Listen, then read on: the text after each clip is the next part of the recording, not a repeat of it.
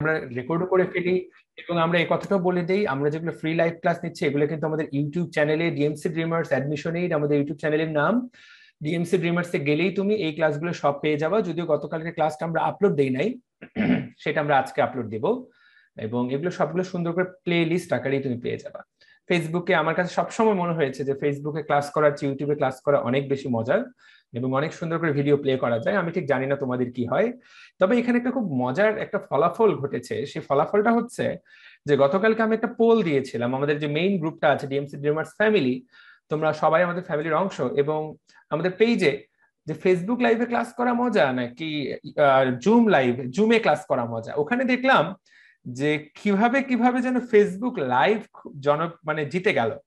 আমি ব্যাপারটা ঠিক উল্টাটা এক্সপেক্ট করেছিলাম, যে জুমে নিশ্চয়ই ভোট বেশি পড়বে, বাট লাস্ট ভোটের ফলাফলটা আমি চোখের সামনে দেখতে পাচ্ছি না। Let me check. ওই গ্রুপে দেখা গেছে যে ফেসবুক লাইভে 592টা ভোট, জুমে হলো মাত্র 347টা ভোট, মোটামুটি 150 ভোটের ব্যবধান। আর ইউটিউব লাইভ এইটা শিহাব জামিল ও অ্যাড করেছিল, 14টা ভোট পেয়েছে। ইউটিউব লাইভও কিন্তু একটা সুন্দর বিষয়। ওকে, কিন্তু সবগুলোতে এইখানে এরকম একটা ঘটনা ঘটেছে। এখন যারা জুমে, আমরা আমরা তো আমাদের পেইড ব্যাচ গুলো জুমে পড়াই, এবং আমরা আমাদের ফ্রি ক্লাস গুলো ফেসবুকে নেই। যদিও আমরা কিন্তু জুম লিংক দিয়ে দিয়েছি আমাদের যে গ্রুপে, আমরা কিন্তু পেজেও জুম লিংক দিয়ে দিয়েছি। যারা বলছো জুম লিংক পাও নাই, তারা কিন্তু তারা আমাদের গ্রুপে অ্যাড হও না, তারা মনে হয় এগুলো খেয়াল টেয়াল করো না। আমাদের তো, আমরা তো জুম লিংক দিয়ে দিয়েছি আমি যতদূর দেখছি। পার্ট 2 সুন্দর করে জুম লিংক দেওয়া আছে আমাদের ডিএমসি ডিমার্স এর ফ্যামিলিতে। আমি সেটা পেজেও দেওয়ার ব্যবস্থা করলাম। যারা জয়েন করতে চাও আমাদের জুমে, তারা আমাদের সাথে জুমে জয়েন করতে পারো। আমি নিশ্চিত না যে জুমেরটা কেন পছন্দ করছে না। জুমে আমার যে কারণে জুমে ভালো লাগে সেটা হচ্ছে আমি কাউকে চাইলেই জিজ্ঞাসা করতে পারি, ওর কথাটা শুনতে পারি। আর এখানে যেটা ঘটনা ঘটে সেটা হচ্ছে ফেসবুক লাইভে মনে করো কাউকে একটা প্রশ্ন করলাম, সেটাতে ও কি করে, একজন উত্তর দিল, সেইটা দেখে দেখে তারপর পাখির বানের জলের মতো সবাই উত্তর দেওয়া শুরু করলো।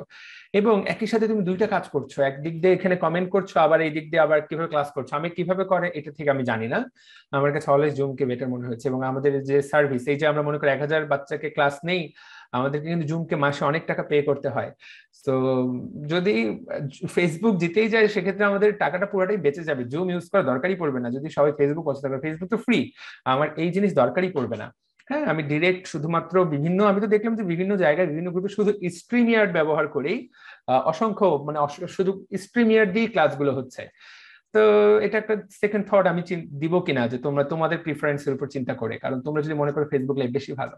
ওকে, সো যাই হোক, গতকালকে আমরা পড়েছিলাম সেমিকন্ডাক্টর ইলেকট্রনিক্স এর শুরুর অংশটুকু। আমি কিন্তু বলেছিলাম এই চ্যাপ্টারটা কিন্তু আসলে খুবই দুর্দান্ত চ্যাপ্টার। কেউ যদি এটা পড়ার জন্য পড়তে পড়তে বোঝার জন্য পড়তে চায়, এই চ্যাপ্টারটা অসাধারণ চ্যাপ্টার। কিন্তু আমি বারবার করে যে কথাটা বলি, আমি তোমাদেরকে যখন ক্লাস নেই, আমি এখন একটু ক্লাস নিতে চাই, একটু দোটানায় থাকি যে আসলে কিভাবে ক্লাসটা নেওয়া উচিত। কারণ তোমরা যারা ক্লাস করছো, প্রথম কথা এখানে 3 ব্যাচের স্টুডেন্ট থাকতে পারে, এইচএসসি 20, 21 এবং 22।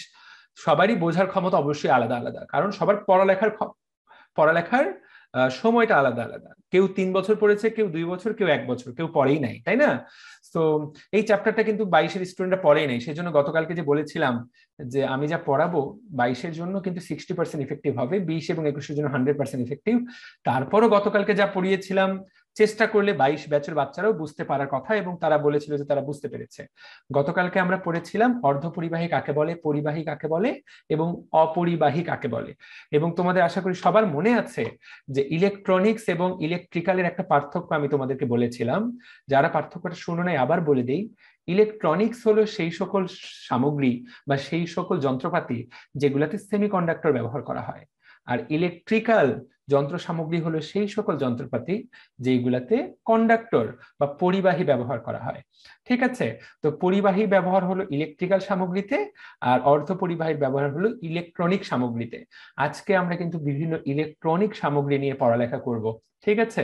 এবং গতকালকে যে জায়গা থেকে আমরা শেষ করেছিলাম, আজকে সেই জায়গা থেকেই শুরু করব। যারা ক্লাসটা করছো, তোমরা যদি আমার কথা বুঝতে পারো, তাহলে জাস্ট তোমাদের অল্প একটু কাজ করতে হবে, মনোযোগটা বাড়ায় দিতে হবে। আমি পড়ানো শুরু করছি। এবং তোমাদের কাজ হবে সিম্পলি জাস্ট আমার কথাগুলো শোনা, তাহলেই ধারণাটা ক্লিয়ার হয়ে যাবে। এবং কোন লাইনগুলো পড়তে হবে সেটা তো আমরা স্পষ্ট করে বলেই দিই, তোমার কিন্তু মোটেই কষ্ট করতে হবে না। এবং এখানে দেখো আমরা লাস্ট লাইন কালকে যেটা পড়েছিলাম, পি টাইপ এবং এন টাইপ বস্তুত পক্ষে কিন্তু তড়িৎ নিরপেক্ষ, এই লাইনটা দিয়েই আজকে আমরা পড়া শুরু করব।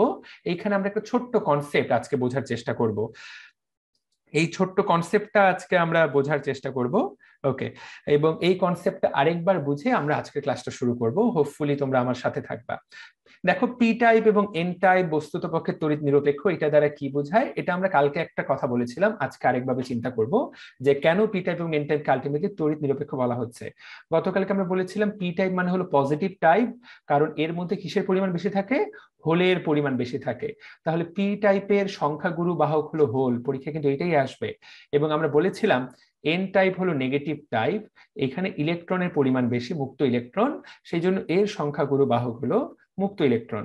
কিন্তু কেন যদিও এখানে পজিটিভ, এখানে ইলেকট্রন আছে, তারপরও কেন আমরা এদেরকে দুইটাকে আলটিমেটলি নিরপেক্ষ বলছি, কেন আমরা দিন শেষে এগুলোকে নিরপেক্ষ বলছি?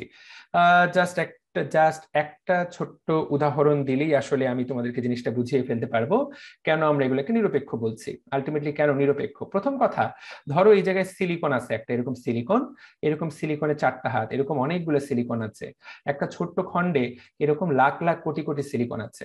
সিলিকন সিলিকন সিলিকন, সিলিকনের 4টা করে হাত, কারণ তার শেষ কক্ষপথে 4টা করে ইলেকট্রন, এইভাবে সিলিকন আছে। এখন এটা বিশুদ্ধ সিলিকন, আমরা গতকালকে বলেছিলাম, এটা গতকালকের কথাগুলো যদি মনে না থাকে, আজকে নতুন করে কিন্তু তুমি কিছুই বুঝতে পারবা না যদি গতকালকে সব কথা ভুলে বসে থাকো। আবারও বলছি, তখনই একটা কথা সবসময় শুনে রাখবা, এই কথাটা আমি কিন্তু বিশ্বাস করি, একজন ভালো স্টুডেন্ট বা গুড স্টুডেন্ট, একজন ধরলাম যে শিক্ষকটা একটু দুর্বল বা পচা শিক্ষক, একজন পচা টিচার, পচা বলতে যে খুব একটা ভালো বুঝাচ্ছে না, যা পড়াচ্ছে খুব একটা ভালো বুঝাচ্ছে না, একজন গুড স্টুডেন্ট একজন পচা টিচারের কাছ থেকে যতটুকু বেনিফিট নিতে পারে, একজন অমনোযোগী বা পচা স্টুডেন্ট একজন ভালো শিক্ষকের কাছ থেকে, ভালো টিচারের কাছ থেকে কিন্তু সব সময় তার চেয়ে কম বেনিফিট নিবে, অনেক কম বেনিফিট সে পাবে। অর্থাৎ শিক্ষক ভালো হইলেই হয় না, স্টুডেন্টকে অবশ্যই ভালো হতে হয়, তাহলে বেনিফিটটা সেজন্য গুড যদি দুইটাই হয় তাহলে বেনিফিট হয় খুবই গুড। এখন স্টুডেন্ট কিভাবে ভালো হবে, আমি সবসময় যেটা বিশ্বাস করি, কাকে বলা হয় ভালো স্টুডেন্ট। সো দেখো, আমি গুড স্টুডেন্ট শব্দ ব্যবহার করলাম, এখন তোমরা এখানে অনেকেই আছো যারা নিজেকে ভালো স্টুডেন্ট মনে করো, আবার অনেকেই আছো যারা নিজেকে অতটা ভালো স্টুডেন্ট মনে করো না। দেখো, আমি সবসময় উদাহরণটা খুবই সিম্পলি দেই, আমি নিজেকে ছোটবেলায় ভালো স্টুডেন্টই মনে করতাম, মনে করে ক্লাসে 1 রোল ছিল দীর্ঘদিন ধরে, পুরো হাই স্কুল জুড়ে কখনোই আমি সেকেন্ড হই নাই, সেজন্য আমি নিজেকে সবসময় ভালো স্টুডেন্ট বলতাম। তো পরে দেখলাম যে ঠিক আছে, আমি নিজেকে ভালো স্টুডেন্ট বললাম, কিন্তু ভালো স্টুডেন্ট আর খারাপ স্টুডেন্টের মধ্যে আসলে পার্থক্যটা কোথায়, মানে কি জন্য আমার বন্ধুরা পারছে না, কি জন্য আমি মনে করি ফার্স্ট হচ্ছে, কি জন্য আমার রেজাল্ট ভালো হচ্ছে, কি জন্য ওর হচ্ছে না। তো পরবর্তীতে শুধু আমি আমারটা না, আরো সবারটাই আমি খেয়াল করে দেখলাম যে একটা ভালো স্টুডেন্ট যখন ক্লাস করে তখন সে ক্লাসটা খুব মনোযোগ দিয়ে করে। তাহলে যখন সে কোনো ক্লাস মনোযোগ দিয়ে করবে, সবসময় মনে রাখবা, কেউ যদি ক্লাস মনোযোগ দিয়ে করে, যত টিচার যাই পড়া, 60% পড়া ওইখানেই হয়ে যায়। ভালো স্টুডেন্ট এটি স্বভাব, কিন্তু সে ক্লাসে খুব মনোযোগী থাকে। 2 নাম্বার হলো, সে যখন এই ক্লাসটাই তারপরে সে যখন বাসায় গিয়ে পড়ে, সে যখন আরেকবার পড়ে, তখন তার আরো 20% পড়া হয়ে যায়, অর্থাৎ 80% পড়া হয়ে যায়। ঠিক আছে, এরপরে সামনে পরীক্ষা নেওয়া হবে, যখন সে পরীক্ষার সময় আসে তখন সে পড়াটা সে আরেকবার পড়ে, আরো 20% হয়ে যায়, মোটামুটি তার পড়া কিন্তু 100% হয়ে যায়। এখন 100% পড়া অর্থ এই না যে সে 100তে 100 পাবে, কিন্তু সে মোটামুটি 100% পড়া হয়, এবং সে কিন্তু পরীক্ষা হলে 80 থেকে 90% মার্ক সব সময়ই পেয়ে আসে। তাহলে সে কিন্তু পড়লো 3 বার, সে যখন ক্লাসটা করলো মনোযোগ দিয়ে শুনলো, সে বাসায় সেই পড়াটা আরেকবার পড়লো, পরীক্ষার আগে সে আরেকবার পড়লো, 3 বার পড়া হলো। ঠিক একই মেধার আরেকটা স্টুডেন্ট, মেধা কিন্তু হুবহু একই, তারই বন্ধু, সে যখন তারই বন্ধু যখন ক্লাস করলো, সে শিক্ষকের কথায় খুব একটা পাত্তা দিল না, মানে ধর কি পড়াচ্ছে, এগুলো আমি পড়বই পরীক্ষার আগে। তো সে কিন্তু আসলে শিক্ষকের কাছ থেকে তেমন কিছু নিতে পারলো না। তো আমি বলবো যে সে আসলে তেমন কিছুই নেয় নাই, যদিও নিয়ে থাকে ধরলাম 20% নিল। এবং এই 20% দিয়ে কিন্তু সে বাসায় গিয়ে আসলে বেশিরভাগই দেখা যায় যে বাসায় গিয়ে আসলে আর কিছুই পড়ে না, কারণ যে 20% নিচে এতে তো তার কোনো আইডিয়াই হয়নি কি পড়তে হবে। সে বাসায় আসলে ব্যাপারটাতে খুব একটা পাত্তা দেয় না। সে আলটিমেটলি পড়ে হলো একদম পরীক্ষার আগে, এবং পরীক্ষার আগে প্রচুর পড়ালেখা করে। পরীক্ষার আগে প্রচুর পড়ালেখা করে হাইয়েস্ট একদিনে কতটুকু হবে, 40% হতে পারে। এবং এই 40%, কারণ এর এখানে 20% হইলো, পরীক্ষার আগে পড়াতে এমনি আসলে দুনিয়া উল্টে যায় না। সো আলটিমেটলি তার 60% হয়, সে কিন্তু পরীক্ষা হলে মার্ক পায় এই 50। সো 50% মার্ক সে পায়। এটাই হলো ভালো এবং খারাপের পার্থক্য। মেধা কিন্তু দুজনের আসলে সমান, মেধায় কোনো পার্থক্য নাই। পার্থক্য হলো অ্যাপ্রোচ। এ পড়াটা 3 বার পড়লো, এ পড়াটা 1 বার পড়লো। So that is the thing. হতে পারে এ বেশি মেধাবী, তারপরও দেখা যায় যে 1 বার পড়ার কারণে। সো যারা ক্লাস করছো, এই পরামর্শটা সবসময় মনে রাখবা, অবশ্যই যারা 3 বার পড়বে তারা অবশ্যই 1 বার পড়ার চেয়ে ভালো রেজাল্ট করার সম্ভাবনা তার অবশ্যই বেশি থাকবে। যদিও ব্যতিক্রম থাকতে পারে, যেমন শেরে বাংলা একে ফজলুল হক 1 বার পড়ার পরে বই ছিঁড়ে ফেলতেন।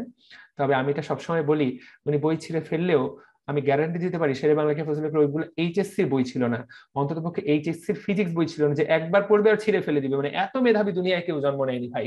এইচএসসির কেমিস্ট্রি বই ছিল না, এইচএসসির বায়োলজি ছিল না যে পড়লো আর বুঝে ফেললো ছিঁড়ে ফেলে দিল। ছোটবেলার হতে পারে, তারপরেও কিছু ব্যতিক্রম থাকে, ব্যতিক্রম কখনো উদাহরণ হতে পারে না। সবসময় তারাই সাফল্য পায় যারা বারবার পড়ে এবং শুরু থেকেই যারা মনোযোগী থাকে। তো এটা একটা বুঝিয়ে দিই, এটা একটা ফ্লো চার্ট দিয়ে আমরা বোঝার চেষ্টা করলাম। সো ক্লাসের পড়া, কালকের ক্লাসেরটা আমি কিন্তু ক্লাস শেষে বলেছিলাম যে আজকে এই 4-5টা পেজ রিডিং পড়বা। তো দেখি এখানে কেউ জানাবা নাকি যে আসলে একটু অনেস্টলি বলবা নাকি কেউ আসলে কালকে পড়েছিল কিনা, বলো তো। মানে আমরা যে আসলে পড়তে বলেছি, তোমরা কি আসলেই কালকে পড়েছিলা? এখানে কেউ একজন বলো তো, কমেন্ট করে জানাবা নাকি যে কেউ একজন পড়ছে। 8 জন হাত তুলেছে। ওকে, 8 জন হাত তুলেছে। সাবিহা, লামিয়া। লামিয়া পড়ছো নাকি? জি ভাইয়া পড়েছি। ও thank you so much, thank you so much. Lamia পড়েছে। রাফি পড়ছো নাকি? জি ভাইয়া পড়ছি, আজকেরটাও পড়ছি, মানে একটু দেখে রাখছি আর কি। আজকেরটাও দেখে রাখছে, thank you. Okay, Tonni Bhowmik.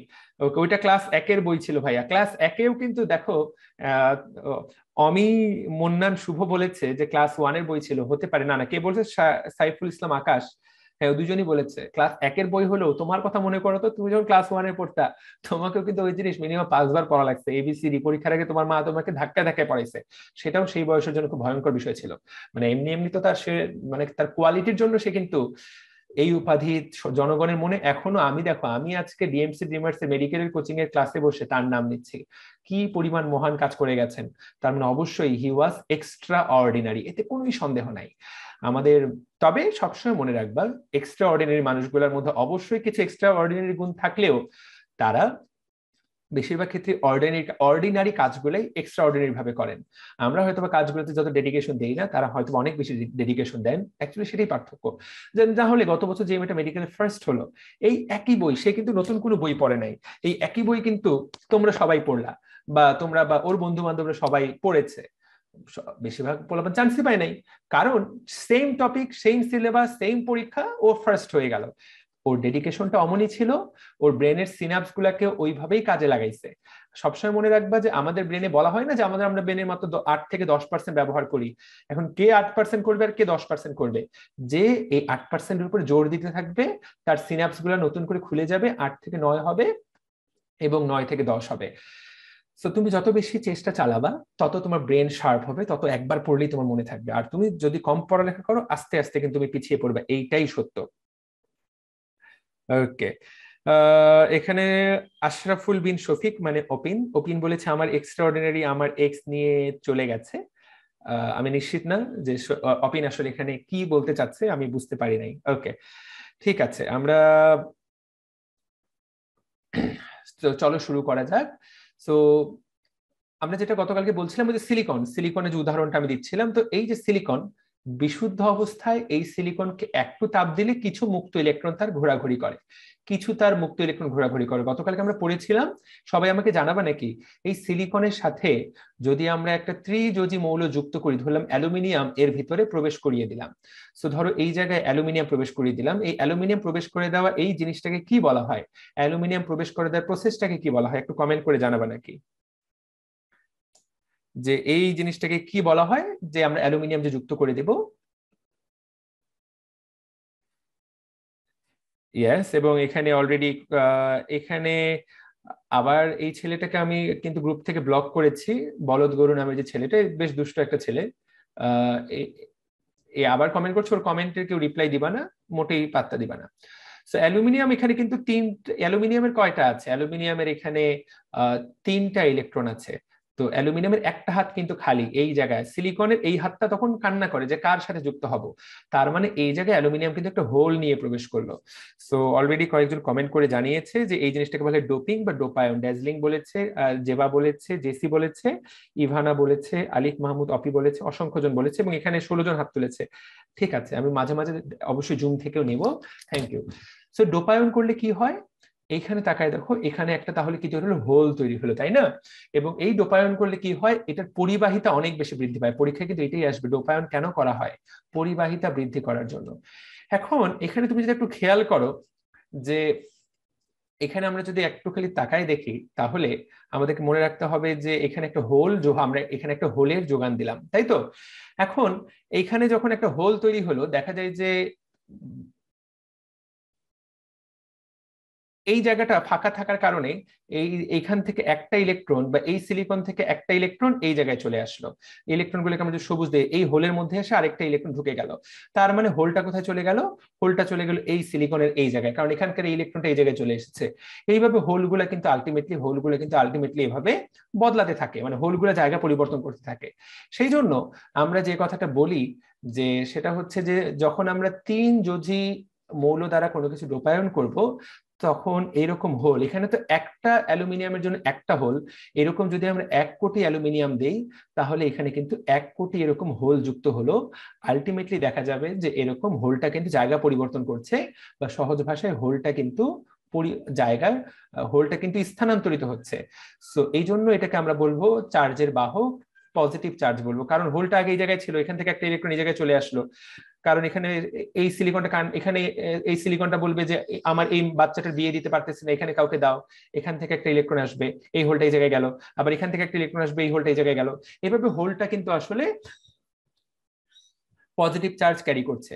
So হোলটা কিন্তু বদলে যাচ্ছে। এখন হোল যদিও বদলে যাচ্ছে, এখানে একটা জিনিস খেয়াল করো, যখন এখানে হোলটা বদলে যাচ্ছে, এই যে অ্যালুমিনিয়ামের থাকার কথা 3টা ইলেকট্রন শেষ কক্ষপথে, কিন্তু যেহেতু তার শেষ কক্ষপথে একটা হোল তৈরি হচ্ছে, ওখানে কিন্তু আরেকটা ইলেকট্রন এসে জমা হচ্ছে। সো অ্যালুমিনিয়াম কিন্তু কিছু সময়ের জন্য আসলে ঋণাত্মক হয়ে যাচ্ছে, কারণ তাকে কিন্তু একটা ইলেকট্রনকে ধারণ করতে হচ্ছে। সো আমরা অবশ্যই এই জায়গায় কিন্তু মনে রাখবো, অ্যালুমিনিয়াম কিন্তু অবশ্যই একটা ইলেকট্রন কিছু সময়ের জন্য কিন্তু সে ঋণাত্মক হয়ে যাচ্ছে। সো এই কথাটা সবাই একটু বুঝলাম কিনা জানি না। যখন আমরা পি টাইপ পরিবাহীগুলোর কথা বলবো, পি টাইপ পরিবাহীতে তো হোলগুলাই বহন করে। পি টাইপ পরিবাহীতে কারেন্ট বহন করে কে? হোল। কিন্তু সেখানে কিন্তু কিছু অ্যালুমিনিয়ামের মতো এই যে যেই অংশটা আমরা ডোপায়ন করি, যে জিনিসটা দিয়ে আমরা ডোপায়ন করি, সেই অংশটা কিন্তু কিছু ঋণাত্মক আয়ন তৈরি করে। তার মানে সেগুলো কিন্তু কিছু ঋণাত্মক। অর্থাৎ এই পি টাইপ পরিবাহীতে শুধুমাত্র যে হোল থাকে ব্যাপারটা তা না, শুধুমাত্র যে ইলেকট্রন থাকে তা না, কিছু ঋণাত্মক আয়ন থাকে, যেগুলোকে অ্যালুমিনিয়াম আয়ন বলা হচ্ছে। সো কিছু ঋণাত্মক আয়ন থাকে। এই ঋণাত্মক আয়ন গুলাও কিন্তু একটা গুরুত্বপূর্ণ রোল প্লে করে। এখন যারা বুঝতে পারো নাই, তারা আরেকবার আমি দেখাই দিব, কোনো সমস্যা নাই। এইগুলাই আমরা এখানে ছবির দিকে তাকায় দেখো, এই যে এটা হলো একটা পি টাইপ পরিবাহী। 4 জন হাত তুলেছো, আমি আবার বুঝাই দিচ্ছি যদি না বুঝতে পারো। পি টাইপ পরিবাহীতে দেখো, এই যে ফাঁকা জায়গাগুলোকে আমরা বলবো হোল, এই যে ছোট্ট ছোট্ট গোল গোল, এইগুলোকে আমরা বলবো হোল। তাকায় দেখো, এগুলোকে আমরা বলবো হোল। এই হোলগুলা দেখো স্বাধীনভাবে ঘোরাঘুরি করছে, এই হোলগুলো স্বাধীনভাবে ঘোরাঘুরি করতে পারে। কিন্তু এইখানে দেখো পাশাপাশি কিছু মাইনাস দেওয়া আছে। এই মাইনাস গুলা কোনগুলা? এইগুলো হলো ওই যে যে আয়নটাতে ডোপায়ন করা হয়েছে, যারা একটা অতিরিক্ত আয়ন কিছু সময় জন্য ধারণ করছে, এইগুলা হলো মাইনাস গুলা। এখন তাকায় দেখো, এই মাইনাসের চারপাশে আমরা একটা কি দিয়ে দিলাম? একটা বর্ডার দিয়ে দিলাম। তার মানে এরা আসলে মুভ করতে পারবে না, কারণ এরা তো ওই ক্যালাসের মধ্যে ঢুকে গেছে। আমরা যদি ছবির দিকে তাকাই, এরা তো আসলে এই ছবির মধ্যে, এরা তো আসলে এই জায়গায় প্রবেশ করেছে। গেল কি ওটা? ওরা তো এই জায়গায় আবদ্ধ। সো ওই আয়নটা কিন্তু মুভ করতে পারবে না। মুভ করতে পারবে কি? হোল মুভ করতে পারবে। আর আগের যদি কিছু মুক্ত ইলেকট্রন থাকে, সে কিন্তু মুভ করতে পারবে। সো তাহলে পি টাইপে যদিও সংখ্যাগুরু বাহক আমাদের হোল, যদিও সেখানে ইলেকট্রন সংখ্যা লঘু বাহক, এছাড়াও কিন্তু সেখানে কিছু ঋণাত্মক আয়ন থাকে। এই ঋণাত্মক আয়নগুলো কার?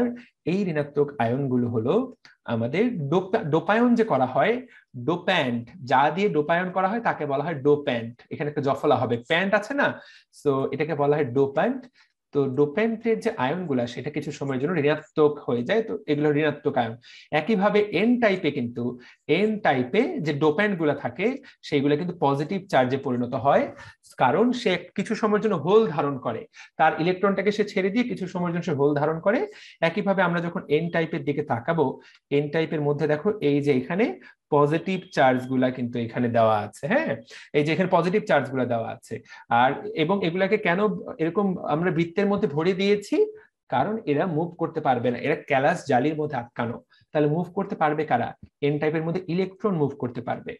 সো এইটাই আমি পড়াচ্ছিলাম। এখানে অনেকে অলরেডি দু একজন ভাইয়া আল ছাড়া অন্য মূল্যে দেওয়া যায় না, যেগুলো ত্রিলজি জিন অ্যালুমিনিয়াম ছাড়া, হ্যাঁ অন্যগুলাও দেওয়া যাবে, অন্যগুলাও দেওয়া যাবে। ঠিক আছে, এখন ওকে, ডোপ্যান্ট, থ্যাংক ইউ, অনেকে বলেছে ওরা বুঝতে পেরেছে। এখন আমি যেটা বলছিলাম সেটা হচ্ছে, এখন একটা পি টাইপ, ধরো এটা হলো পি টাইপ আর এটা একটা এন টাইপ যদি আমরা যুক্ত করে দেই, এটা তাহলে উপরেটা হলো পি, এটা হলো এন, আমরা এপাশে এইভাবে লিখে দেই। পি টাইপে আমরা যদি বলি যে পি টাইপে সংখ্যাগুরু বাহক কারা? হোল। আমি যদি হোলকে হলুদ কালার দিয়ে চিহ্নিত করি, এই হলো সংখ্যাগুরু বাহক। আর এন টাইপে সংখ্যাগুরু বাহক কারা? ইলেকট্রন। সো এই হলো ইলেকট্রনকে আমরা কালো দ্বারা চিহ্নিত করলাম, ঠিক আছে, আর হোলকে আমরা বললাম যে ইয়েলো দ্বারা চিহ্নিত করলাম। ওকে, এছাড়াও কিন্তু মনে রাখতে হবে যে এইখানে কিছু ঋণাত্মক আয়ন থাকে যেটাকে আমি কালো দ্বারা চিহ্নিত করলাম, এবং এইগুলাতে কিন্তু এরকম থাকবে, আর এইখানে কিছু ধনাত্মক আয়ন থাকবে। সো এই কথাটাও কিন্তু মনে রাখবো, যারা হলো ডোপ্যান্টের, এগুলা কিসের অংশ? ডোপান থেকে এগুলো আসবে, ডোপান থেকে এগুলো আসবে, ডোপ্যান্ট থেকে। ওকে, সো যখন এইরকম আমরা একটা পি টাইপ এবং একটা এন টাইপকে খুব বিশেষ প্রক্রিয়ায় উচ্চ তাপমাত্রায়, পরীক্ষার জন্য এই কথাটা খুবই গুরুত্বপূর্ণ, যে যখন এরকম একটা পি টাইপ এবং একটা এন টাইপকে উচ্চ তাপমাত্রায় পাশাপাশি যুক্ত করা হয়, এমন না যে তোমার কাছে একটা চুম্বক আছে পি আর একটা এন এভাবে লাগাই দিলা, ব্যাপারটা এভাবে হয় না, ব্যাপারটা যথেষ্ট কঠিন এবং যথেষ্ট ব্যয়বহুল। এইভাবে যুক্ত করে দেওয়া হয়, তখন এইগুলাকে বলা হয় পি এন জাংশন ডায়োড। যখন এরকম দুইটা পি টাইপ এবং এন টাইপ এরকম ক্যালাসকে বা এই ধরনের অর্ধপরিবাহীকে বা অবিশুদ্ধ অর্ধপরিবাহীকে আমরা যুক্ত করি, তখন এগুলাকে বলা হয় জাংশন ডায়োড। তাহলে ডায়োড কাকে বলে বা জাংশন ডায়োড কাকে বলে? জাংশন মানে কি? সংযোগ। এখানে সংযোগ করে দেওয়া হলো। ডায়োড শব্দের অর্থ হলো DIO DE, ডায়োড মানে হলো দুই। তাহলে যেখানে দুইজনকে যুক্ত করে দেওয়া হয় সেইটাকে বলা হয় জাংশন ডায়োড। এখন তুমি আমাকে প্রশ্ন করতে পারো যে ভাইয়া এই জাংশন ডায়োড জিনিসটার আমাদের দরকার হয় কেন, বা এই জিনিসটার আসলে কাজ কি? একদম যদি আমি শুরুতেই বুঝাই বলি, এই জিনিসটার খুবই গুরুত্বপূর্ণ একটা কাজ হলো, আমাদের অত্যন্ত গুরুত্বপূর্ণ একটা কাজ করা জাংশন ডায়োড দিয়ে, সেটা হচ্ছে কারেন্টকে একমুখী করা। এটা অত্যন্ত গুরুত্বপূর্ণ একটা কাজ, আজকে আমরা সেটাই শিখবো। তাহলে ডায়োডের একটা অত্যন্ত গুরুত্বপূর্ণ কাজ কি? কারেন্টকে একমুখীকরণ। তোমাকে যদি একটা কাজ বলতে বলা হয় যে ডায়োডের একটা কাজ বলো, তাহলে এইটার কাজ হলো কারেন্টকে কি করা? একমুখী করা। এখন তুমি বলবা যে ভাইয়া একমুখী করা বলতে কি বোঝায়, সেটা আমরা একটু পরে পড়বো, কিন্তু পরীক্ষায় যদি কালকে প্রশ্ন আসে যে একমুখীকরণ করার জন্য কি ব্যবহৃত হয়, উত্তর দিবা জাংশন ডায়োড। তার আগে জাংশনটা একটু উত্তর দিবা, তার আগে তোমাদেরকে একটু ডায়োড জিনিসটা দেখায় আনবো নাকি, তাহলে বোধহয় কিছুটা সহজ হবে যে ডায়োড দেখতে কেমন। তুমি যদি ডায়োড দেখো একবার, তাহলে ব্রেনের মধ্যে সেট হয়ে যাবে। আমি তো তোমাদেরকে একটা ছবি দেখাইলাম, একে আঁকলাম, কিন্তু বাস্তবে ডায়োড আসলে দেখতে কেমন তোমরা অনেকেই গুগল করলেই কিন্তু দেখে ফেলতে পারবা। ব্যাপারটা এমন না যে গুগল করলে দেখতে পাবা না, গুগল করলেই দেখতে পাবা। তারপর আমি চেষ্টা করছি এই ক্লাসে তোমাদেরকে জিনিসটা দেখিয়ে দেওয়ার। ওকে, সো আমি যদি স্ক্রিনটা শেয়ার করে দেই, তুমি দেখতে পাবা এখনই যে ডায়োড দেখতে কেমন। এই হলো একটা জাংশন ডায়োড। সো ব্যাপারটা বেশ মজাদার, দেখতে কিরকম তুমি একটু দেখতে পারো। এইরকম একটা ছোট্ট থাকে একটা জাংশন ডায়োড, এইরকম থাকে, এবং এইখানে দেখো একটা ছোট্ট কালো এবং এখানে একটা সিলভার কালার দেওয়া থাকে। এই হলো আমাদের জাংশন ডায়োড দেখতে, ঠিক আছে। ডায়োড গুলা দেখতে এরকম। এখন এই ডায়োড গুলার আসলে কি কাজ সেটা নিয়ে আমরা আজকে আলোচনা, শুরুতে অংশটুকু, প্রথম অংশটুকু আমরা রেকর্ড করি নাই, পরের অংশটুকু থেকে আমরা রেকর্ড শুরু করলাম, বাট প্রথম অংশটুকু আমাদের ফেসবুকে আছে, ঠিক আছে। সো আমরা যেখান থেকে পড়াচ্ছিলাম আমি সেই জায়গায় ফিরে যেতে চাই। আমরা পড়ছিলাম হচ্ছে কিভাবে পূর্ণ তরঙ্গকে আমরা একমুখী করতে পারি, কিসের মাধ্যমে? ডায়োডের মাধ্যমে। দেখি যা যা পড়াইলাম কে কতটুকু শিখলা, কে কতটুকু বুঝলা। এখানে 129 জন যুক্ত আছে, দেখি অনেকজন কে আছে যাদেরকে কখনোই প্রশ্ন করার সুযোগ পায় না। দেখি তো এমন কে আছে যাকে আমি প্রশ্ন করতে পারি না। যেমন আমি এখানে প্রশ্ন করতে চাই হলো সুমাইয়া ইমাকে। সুমাইয়া ইমা, তুমি যদি আমার আমার কথা শুনতে পাও, কোথা থেকে জয়েন করেছো তুমি আপু, বলো তো? সুমাইয়া ইমা, তুমি কি আছো আমাদের সাথে? ইমা কথা বলছে না। ওকে, আমাদের সাথে আছে এখানে শিমুল, অনেকবার হাত তুলেছিল। শিমুল বলো তো ভাইয়া, যা পড়ানো হয়েছে সেটুকু কি মাথায় প্রবেশ করেছে?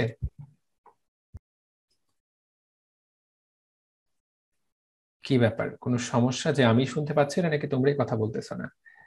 ওকে, সাদিয়া শেখ, শেখ সাদিয়া মৌ আপু, যা পড়ানো হচ্ছে তা কি বুঝতে পারলা? এখান থেকে কি আসবে? জি ভাইয়া, বুঝতে পারছি। আচ্ছা, এই বইটা তোমার কাছে আছে তো, যে বইটা পড়াচ্ছি? জি ভাই আছে, কিন্তু এটা মানে পুরান এডিশনের বই। হ্যাঁ, বাট এগুলো তো সবই তোমার বইয়ে থাকার কথা, যেগুলো আমি পড়াচ্ছি, তাই? জি ভাইয়া। পুরান হোক, কিন্তু এগুলো তো থাকার কথা, এগুলো তো কোনো পরিবর্তন হয় নাই তো, ফিজিক্সে তেমন কোনো পরিবর্তনই হয় নাই, বুঝো নাই? জি। বেশি দুই একটা লাইন এদিক সেদিক হতে পারে, সেই দুই একটা লাইন আহামরি কিছু না। ওকে, থ্যাংক ইউ সো মাচ যে তোমরা ফিরে এসেছো, তোমরা এখন আছো ক্লাসে। থ্যাংক ইউ যে তোমরা ক্লাসটাতে আছো। আমরা শুরু করি। আচ্ছা, এছাড়াও বিসমিল্লাহ বলে, আচ্ছা, সিয়াম হোসেন, তুমি কি যেন বলতে চাচ্ছো, বলো ছোট ভাই, কি বলতে চাচ্ছো বলো তো সিয়াম। ভাইয়া, এই দাগানের লাইনগুলি কি খালি পড়তে হবে?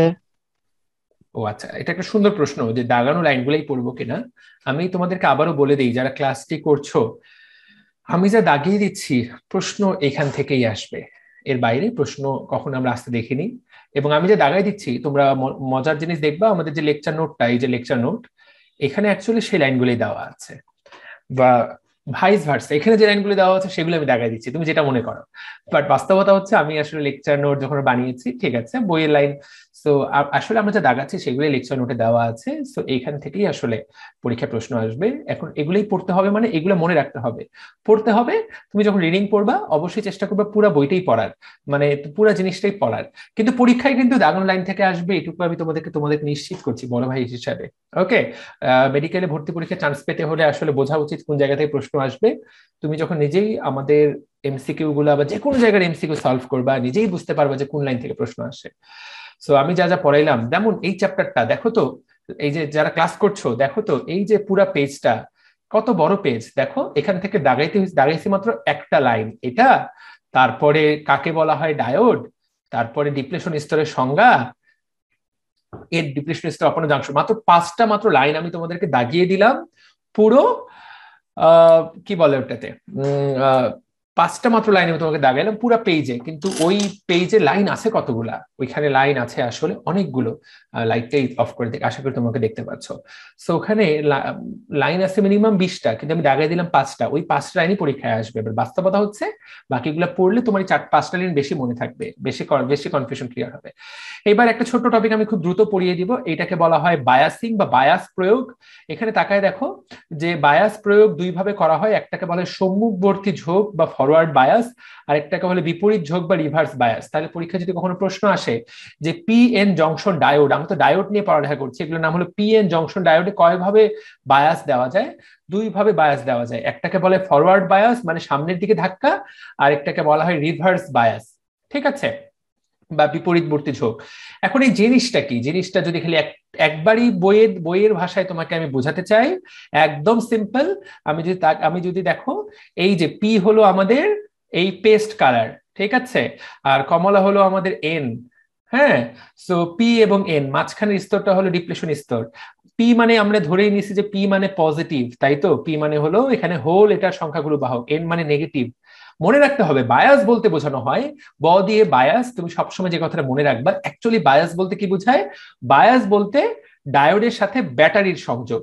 মনে রাখবো আমরা what does it mean by bias. তোমাকে যদি কেউ জিজ্ঞাসা করে যে ভাই বায়াস বলতে কি বুঝো, তুমি বলবা যে বায়াস বলতে বোঝানো হয় ডায়োডের সাথে ব্যাটারির সংযোগ, ব দিয়ে বায়াস, ব দিয়ে ব্যাটারি। এবং আমি জানি না তোমরা অনেকে এখানে আছো তোমরা এটা জানো কিনা জানি না, ব্যাটারিকে কিন্তু আমাদের ফিজিক্সের ভাষায় এইভাবে লেখা হয়। তুমি যদি কোথাও এইরকম কিছু একটা দেখতে পাও বুঝবা সেটা তারা ব্যাটারি বোঝাচ্ছে, ঠিক আছে? এটা সাধারণ বেগম রোকেয়া একটা কথা বলেছিলেন, অশিক্ষিত চোখ যেখানে দেখে হলো ধূলিকর্দম, শিক্ষিত চোখ সেখানে দেখে হীরামণি মুক্তা। তার মানে ওই যে ধূলিকণার মধ্যে কিন্তু সিলিকন লুকিয়ে আছে, এবং সেই সিলিকন কিন্তু এই সেমিকন্ডাক্টরের মূল কথা। তো এখানে একটা সাধারণ অশিক্ষিত বা যে ফিজিক্স জানে না সেই জায়গায় দেখবে একটা বড় টান আর একটা ছোট টান, তারপর দুই পাশে দুটো দাগ। কিন্তু তুমি তুমি তো ফিজিক্স পড়েছো, তুমি বলবা যে আর এটা তো ব্যাটারি। সো ব্যাটারিকে যখন আমরা ফিজিক্সে লিখবো একটা বড় টান একটা ছোট টান, যারা এটা জানতাম না তাদেরকে জানিয়ে দিলাম। তাহলে উপরে তো কিভাবে, উপরে তো আমি দেখতেই পাচ্ছি যে পিএন, এই পিএন তো বুঝতেই পারছো এরা হলো ডায়োড। এই ডায়োডের সাথে আমি কি যুক্ত করেছি, এই ডায়োডের সাথে আমি একটা ব্যাটারি যুক্ত করে দিয়েছি। এই ব্যাটারি যুক্ত করে দেওয়াকেই বলা হয় বায়াসিং। আশা করি যারা ক্লাস করছো আমার কথা শুনে তোমার কিছুটা হলেও ব্রেনের মধ্যে প্রবেশ করেছে। What does it mean by bias? Okay, so bias আমি তোমাকে শিখাইলাম। এখন কাকে বলা হয় সম্মুখবর্তী বায়াস এবং কাকে বলা হয় রিভার্স বায়াস, সেই জিনিসটা আমি তোমাকে খেয়াল করিয়ে দিচ্ছি। মনে রাখতে হবে সম্মুখ বা পজিটিভ, সম্মুখ বা ফরওয়ার্ড, এটা আমি এইভাবে মনে রাখি। তুমি তখনই সামনের দিকে যেতে পারবা, ফরওয়ার্ড হতে পারবা, যখন তুমি পজিটিভের সাথে পজিটিভকে মিলাবা, নেগেটিভের সাথে নেগেটিভকে মিলাবা। তার মানে পি প্রান্তের সাথে যখন আমরা ব্যাটারির পজিটিভ প্রান্ত যুক্ত করব তখন, এবং নেগেটিভ প্রান্তের সাথে যখন ব্যাটারি নেগেটিভ প্রান্ত যুক্ত করব তখন সেটাকে বলা হবে সম্মুখ বায়াস। এবং ঠিক উল্টা ঘটনা হলো আমরা যখন রিভার্স বায়াস দিব, রিভার্স বায়াসে হলো ব্যাটারি পজিটিভ প্রান্তের সাথে নেগেটিভ আর নেগেটিভের সাথে পজিটিভ যুক্ত করাটার নামই হলো রিভার্স বা উল্টা। সো এটা তো শুনেই বোঝা যাচ্ছে রিভার্স মানে উল্টা। সো হোপফুলি তুমি জিনিসটা বুঝতে পেরেছো। এখন একটা কথা বলে দেই, ইসাক স্যারের বইয়ে যে ছবিটা দেওয়া আছে খ নাম্বারে, এই ছবিটা আসলে ভুল প্রিন্ট হয়েছে। এখানে রিভার্স বায়াসের ছবিটা এখানে আরেকবার প্রিন্ট করা হয়েছে, জিনিসটা আসলে ভুল দেওয়া আছে।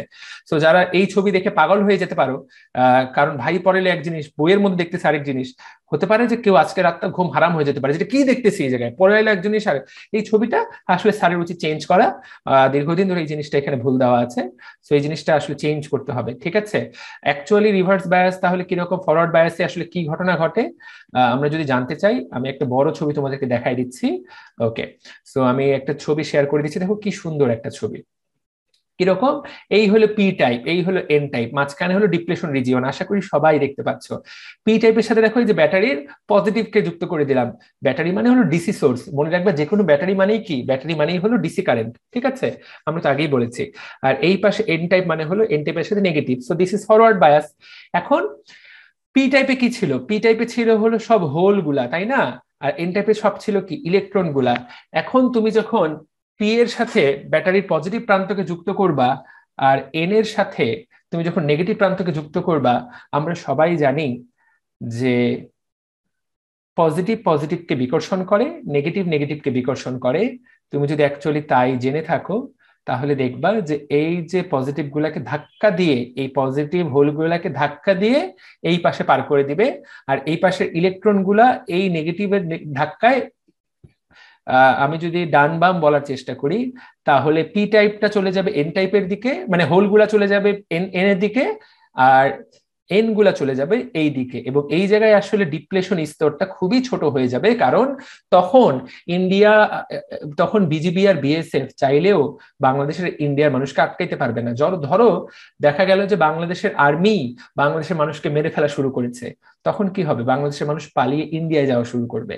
আবার ইন্ডিয়ান আর্মি ওইদিকে ইন্ডিয়ার মানুষকে মেরে ফেলা শুরু করেছে, সো ইন্ডিয়ার মানুষ পালায় বাংলাদেশে আসা শুরু করবে।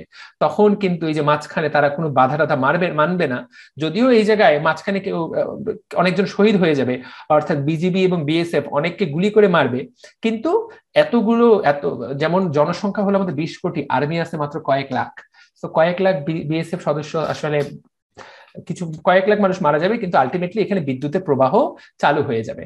সো এই যে বিদ্যুৎ প্রবাহ চালু হওয়া, এই জিনিসটাকে বলা হয় ফরওয়ার্ড বায়াসিং। এবং এই ফরওয়ার্ড বায়াসিং এর এটাই হলো ফরওয়ার্ড বায়াসিং এর মূল কথা। এখানে আলটিমেটলি দেখা গেল যে এই হোল গুলা চলে গেল এন এর দিকে, এন গুলো চলে গেল পি এর দিকে, এটা কি বলা হচ্ছে ফরওয়ার্ড বায়াসিং। বইয়ের মধ্যে এই কথাটা এখানে ছবিতে দেওয়া আছে, যদিও ছবিটাতে বইয়ের মধ্যে খুব একটা ভালো দেখা যাচ্ছে না, বইয়ের মধ্যে তো ছবিটাই ভুল দেওয়া। সো তাকায় দেখো, হোলের হোলের দিক এবং এনের দিক একে অপরের বিপরীত দিকে। গতকালকে কে যেন বলছিল যে ভাইয়া এটা দ্বারা কি বোঝায়, তো এখানে কিন্তু এইটাই দেখা যাচ্ছে, তাই না? ওকে, এখানে একজন বলেছে ভাইয়া সাউন্ডের সমস্যা। সাউন্ডের কি সমস্যা আমি ঠিক জানি না।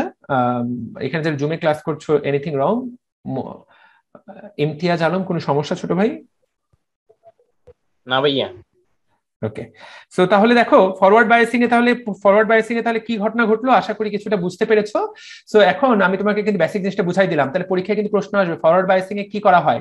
এইখানে এটা দেখো, তাহলে পরীক্ষায় এই লাইনটা আসবে, সম্মুখবর্তী ঝোঁক প্রয়োগের ক্ষেত্রে ব্যাটারির কি করা হয়, পি প্রান্তের সঙ্গে ব্যাটারি ধনাত্মক প্রান্ত যুক্ত করা হয়। আমি কিন্তু একদম আলাদা করে দাগাই দিচ্ছি, এবং ঋণাত্মক প্রান্ত এন প্রান্তের সাথে যুক্ত করা হয়। এর ফলে কি হয়, এর ফলে মাঝখানে যে ডিপ্রেশন স্তর এটা একদম নাই হয়ে যায় বললেই চলে, একবারে শূন্য হয়ে যায় না, কিন্তু ডিপ্রেশন স্তরটা মোটামুটি অনেক কমে যায়, অর্থাৎ বিজিবি বিএসএফ এর যে বাধাটা অনেক কমে যায়, ফলে মোটামুটি বিদ্যুৎ প্রবাহ কিন্তু চালু হয়ে যায়। তো হোপফুলি এখান থেকে যদি পরীক্ষায় প্রশ্ন আসে, তুমি আশা করি এই তথ্যটা থেকে প্রশ্ন আসবে, আশা করি পারা যাবে। তাহলে সম্মুখবর্তী বায়াসের ক্ষেত্রে নিঃশেষিত অঞ্চলে কি ঘটে, নিঃশেষিত অঞ্চলটা কি হয়ে যাবে, ছোট্ট হয়ে যাবে, নিঃশেষিত অঞ্চলের বেধ ক্রমশ হ্রাস পায়। দেখো 5 নম্বর পয়েন্টে বলা হয়েছে নিঃশেষিত অঞ্চলের বেধ ক্রমশ কি হবে, ক্রমশ হ্রাস পাবে। তো এই কথাটা কিন্তু আমরা শিখে গেলাম। ঠিক উল্টা ঘটনা কিন্তু আমরা যখন বিপরীত, এখানে কি ঘটলো, পি এর সাথে লাগাইলাম এন কে, এন এর সাথে লাগাইলাম পি কে, তাহলে কি হবে, সবগুলা হোল, আবার হোল চলে আসবে এইদিকে, ইলেকট্রন চলে আসবে এইদিকে, অর্থাৎ কেউই কিন্তু পার করে কোনো কিছুই যেতে পারলো না, অর্থাৎ এ এদিকে আটকে গেল, এইদিকে মাঝখানের যে স্তর সেটা আরো বড় হয়ে গেল। এখানে কিন্তু কোনো কারেন্টের প্রবাহ হচ্ছে না। রিভার্স বায়াসে কিন্তু কারেন্টের কোনো প্রবাহ হয় না, এমন ভাবে দেওয়া হয় যাতে কারেন্টের প্রবাহই হয় না, কারণ হোলগুলাকে তো টানে নিচ্ছে এই পাশে নেগেটিভ, আর এখানকে ইলেকট্রনগুলোকে টানে নিচ্ছে পজিটিভ, মাঝখানে এরা একে অপরের সাথে কোনোভাবেই পার করতে পারে না, মানে ইন্ডিয়ানগুলো ইন্ডিয়ানের সীমানায় চলে যায়, বাংলাদেশ গুলো বাংলাদেশের সীমানায় চলে যায়। সো এইখানে কিন্তু আসলে কারেন্টের প্রবাহ নাই। সো এইটা হলো কিন্তু ঠিক উল্টা, যেটা হলো রিভার্স বায়াস। তো রিভার্স বায়াসের আমাদের কখন দরকার পড়ে, রিভার্স বায়াস যদি কোনোখানে আমাদের কারেন্টের প্রবাহকে থামিয়ে দেওয়া দরকার পড়ে, সেখানে কিন্তু এরকম রিভার্স বায়াস দেওয়া দরকার পড়ে। এখন কোন জায়গায় এরকম রিভার্স বায়াস দেই আমরা একটু পরে যে ট্রানজিস্টর বানাবো, সেই ট্রানজিস্টর শব্দটার সাথে তোমরা যদি নাম শুনে থাকো, সেই জায়গাতে এরকম বিপরীত ঝোঁক প্রয়োগ করা হয়। এই বিপরীত ঝোঁক দিলে দেখা যায় যে ওই জায়গায় কারেন্টের প্রবাহটা আলটিমেটলি কমে যায়, এবং সেই জায়গায় মাঝখানের যে বিভব প্রাচীর সেটা কিন্তু অনেক বেড়ে যায়, ডিপ্রেশন লেয়ারটা অনেক বেড়ে যায়, কারণ দুইজনকে দুই পাশে টেনে নেয়। তাহলে বিপরীত বায়াসের সময় নিঃশেষিত অঞ্চলে কি হয়, নিঃশেষিত অঞ্চল কি হয়, পরীক্ষায় কিন্তু প্রশ্ন আসবে, নিঃশেষিত অঞ্চল প্রসারিত হয়। তো এই হলো আমরা শিখে ফেললাম যে নিঃশেষিত অঞ্চল কি হবে, প্রসারিত হবে। তো মেডিকেল ভর্তি পরীক্ষার জন্য এখান থেকে কি প্রশ্ন আসবে, মেডিকেল ভর্তি পরীক্ষার জন্য এই লাইনগুলো থেকে প্রশ্ন আসবে, সম্মুখবর্তী বায়াসের বৈশিষ্ট্য কি, আর বিপরীত বায়াসের বৈশিষ্ট্য কি।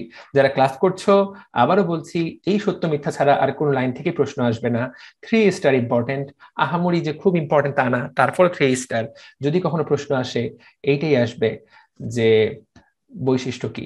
তাহলে সম্মুখবর্তী বায়াসে কি ঘটে, মাঝখানের স্তরটা ক্রমশ কি হয়ে যায়, ক্রমশ কি হয়, বেধ ক্রমশ হ্রাস পায়। 3 নম্বর পয়েন্টটা দেখো, বিভব পার্থক্য বাড়ালে প্রবাহ মাত্রা বৃদ্ধি পায়।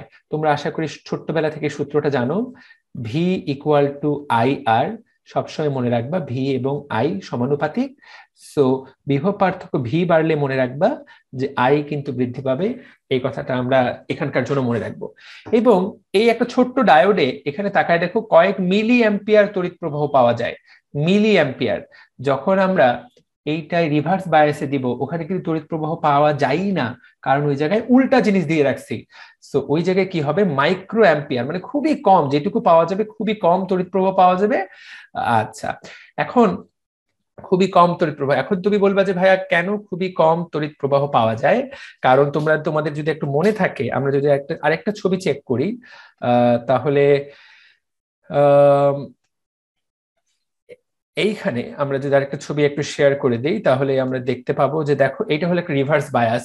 এইখানে ব্যাটারির ধনাত্মক প্রান্ত এন টাইপের সাথে আর ব্যাটারি ঋণাত্মক প্রান্ত পি টাইপের সাথে দেওয়া হয়েছে। কিছু ইলেকট্রন কিন্তু এই বের হয়ে আসে, এই বর্তনীতে আসলে যায়, কিছু হোল আসলে বের হয়ে আসে, কিছুটা তড়িৎ প্রবাহ আসলে তৈরি হয়। তো সেইটা তড়িৎ প্রবাহ আসলে খুবই নগণ্য লেভেলে তৈরি হয়। তো সেই নগণ্য লেভেলটাকে বলা হচ্ছে মাইক্রো অ্যাম্পিয়ার। তো অ্যাকচুয়ালি ওইটা খুবই নগণ্য পরিমাণে তড়িৎ প্রবাহ তৈরি হয়। তো সেইখানে কিন্তু মনে রাখতে হবে মাইক্রো অ্যাম্পিয়ার, আমরা যাতে এই কথাটুকু মনে রাখি। তো এখানে কিন্তু মাইক্রো অ্যাম্পিয়ার। আচ্ছা, ঠিক আছে। তো এই ক্ষেত্রে আমরা যখন ভি ইকুয়াল টু আইআর বলবো সেটা কখন আমরা বলি, সেটা আমরা তখন বলি হলো সম্মুখবর্তী বায়াসের ক্ষেত্রে কিন্তু ভি ইকুয়াল টু আইআর এই সূত্রটা মেনে চলা হয়। কিন্তু যেহেতু বিপরীত বিপরীত রিভার্স বায়াসের ক্ষেত্রে এই সূত্রটা কিন্তু মানা হয় না বললে ভুল হবে, কিন্তু এই সূত্রটা আসলে খুব একটা ইফেক্টিভ হয় না। কারণ এইখানে তাকায় দেখো, বিভব পার্থক্য বৃদ্ধি করলেও আই এ খুব একটা পরিবর্তন হয় না। কেন খুব একটা পরিবর্তন হয় না? কারণ বিপরীত বায়াসে যে ভি সমানুপাতিক আই আর, এই আর এর মান থাকে অনেক অনেক বেশি। তো এই আর আসলে আই এর পরিমাণ কমিয়ে দেয়। তো ভি বাড়ালে আসলে এই আই এ খুব একটা পরিবর্তন হয় না। এইটুকু আমি অন্তত বলে দিই যে এইটার সাথে এখানে ভি ইকুয়াল টু আই আর সূত্রটা কার্যকর না এই কথাটা কিন্তু না, কিন্তু এই জায়গায় আর এর মান অনেক বেশি হওয়ার জন্য ভি এর সাথে আই এর সম্পর্কটা আসলে পুরোপুরি সমানুপাতিক হয় না। এই জায়গায় আর আসলে একটা খুব গুরুত্বপূর্ণ রোল প্লে করে। তো পরীক্ষায় যদি আসে যে সম্মুখবর্তী ঝোঁক এবং বিপরীতবর্তী ঝোঁকের মূল কথাটা কি, পি এর সাথে পি, এন এর সাথে এন, ঠিক আছে। এবং এই জায়গাতে অনেকটুকু কারেন্ট পাওয়া যায় মিলি এম্পিয়ার, ওই জায়গায় পাওয়া যায় মাইক্রো এম্পিয়ার। এই জায়গায় বিভবের সাথে তড়িৎ প্রবাহ বাড়লে বাড়বে, ওই জায়গায় এরকম কোনো সম্পর্ক নাই। আর এই জায়গায় বেদ, ওই যে মাঝখানের যে স্তরটা সেটা কিন্তু কমে যাবে। আর এই জায়গায় কিন্তু মাঝখানের স্তরটা কি হবে, বেদ ক্রমশ বৃদ্ধি পাবে। এই এই পাঁচটা এই তথ্যগুলাই কিন্তু পরীক্ষায় আসে। আচ্ছা, এখন প্রথম পয়েন্টটা একটু সুন্দর, একটু মজাদার। দেখো, ডায়োডের ভিতরে কিন্তু উভয় প্রকার সংখ্যাগুরু বাহক দ্বারা তড়িৎ প্রবাহ উৎপন্ন হয়। তো অর্থাৎ ডায়োডের ভিতরে সংখ্যাগুরু বাহক দ্বারা, অর্থাৎ পি এর জন্য সংখ্যাগুরু বাহক, যারা ক্লাস করছো এগুলো কিন্তু একটু মনোযোগ না দিলে কিন্তু তুমি বুঝতে পারবে না। পি এর জন্য সংখ্যাগুরু বাহক হলো হোল, আমরা কিন্তু এটা কালকে থেকেই বলতেছি। আর এন এর জন্য সংখ্যাগুরু বাহক হলো ইলেকট্রন। সো ডায়োডের ভিতরে কিন্তু হোলের চলাচল মানেই কিন্তু কারেন্টের প্রবাহ, এবং ইলেকট্রনের চলাচল মানেও কিন্তু কারেন্টের প্রবাহ। মনে রাখবা, শুধু ইলেকট্রনের চলাচল মানেই যে কারেন্টের প্রবাহ তা কিন্তু না, ডায়োডের ভিতরে হোলের চলাচল মানেও কিন্তু কারেন্টের প্রবাহ, ঠিক আছে। সো ডায়োডের ভিতরে দুইটা দ্বারাই তড়িৎ প্রবাহ উৎপন্ন হয়, কিন্তু বাইরের যে বর্তনী অর্থাৎ যে ব্যাটারি বলা হয়েছে, সেই ব্যাটারি বা বহির্বর্তনীতে কেবলমাত্র ইলেকট্রন দ্বারা তড়িৎ প্রবাহ উৎপন্ন হয়। এখানে কেউ কি আছো যে জানো যে এইটার ব্যাখ্যাটা কি, যে কেন বাইরের বর্তনীতে শুধু ইলেকট্রনকে ধরা হলো আর ওইখানে কেন দুইটাকে ধরা হলো? গুণ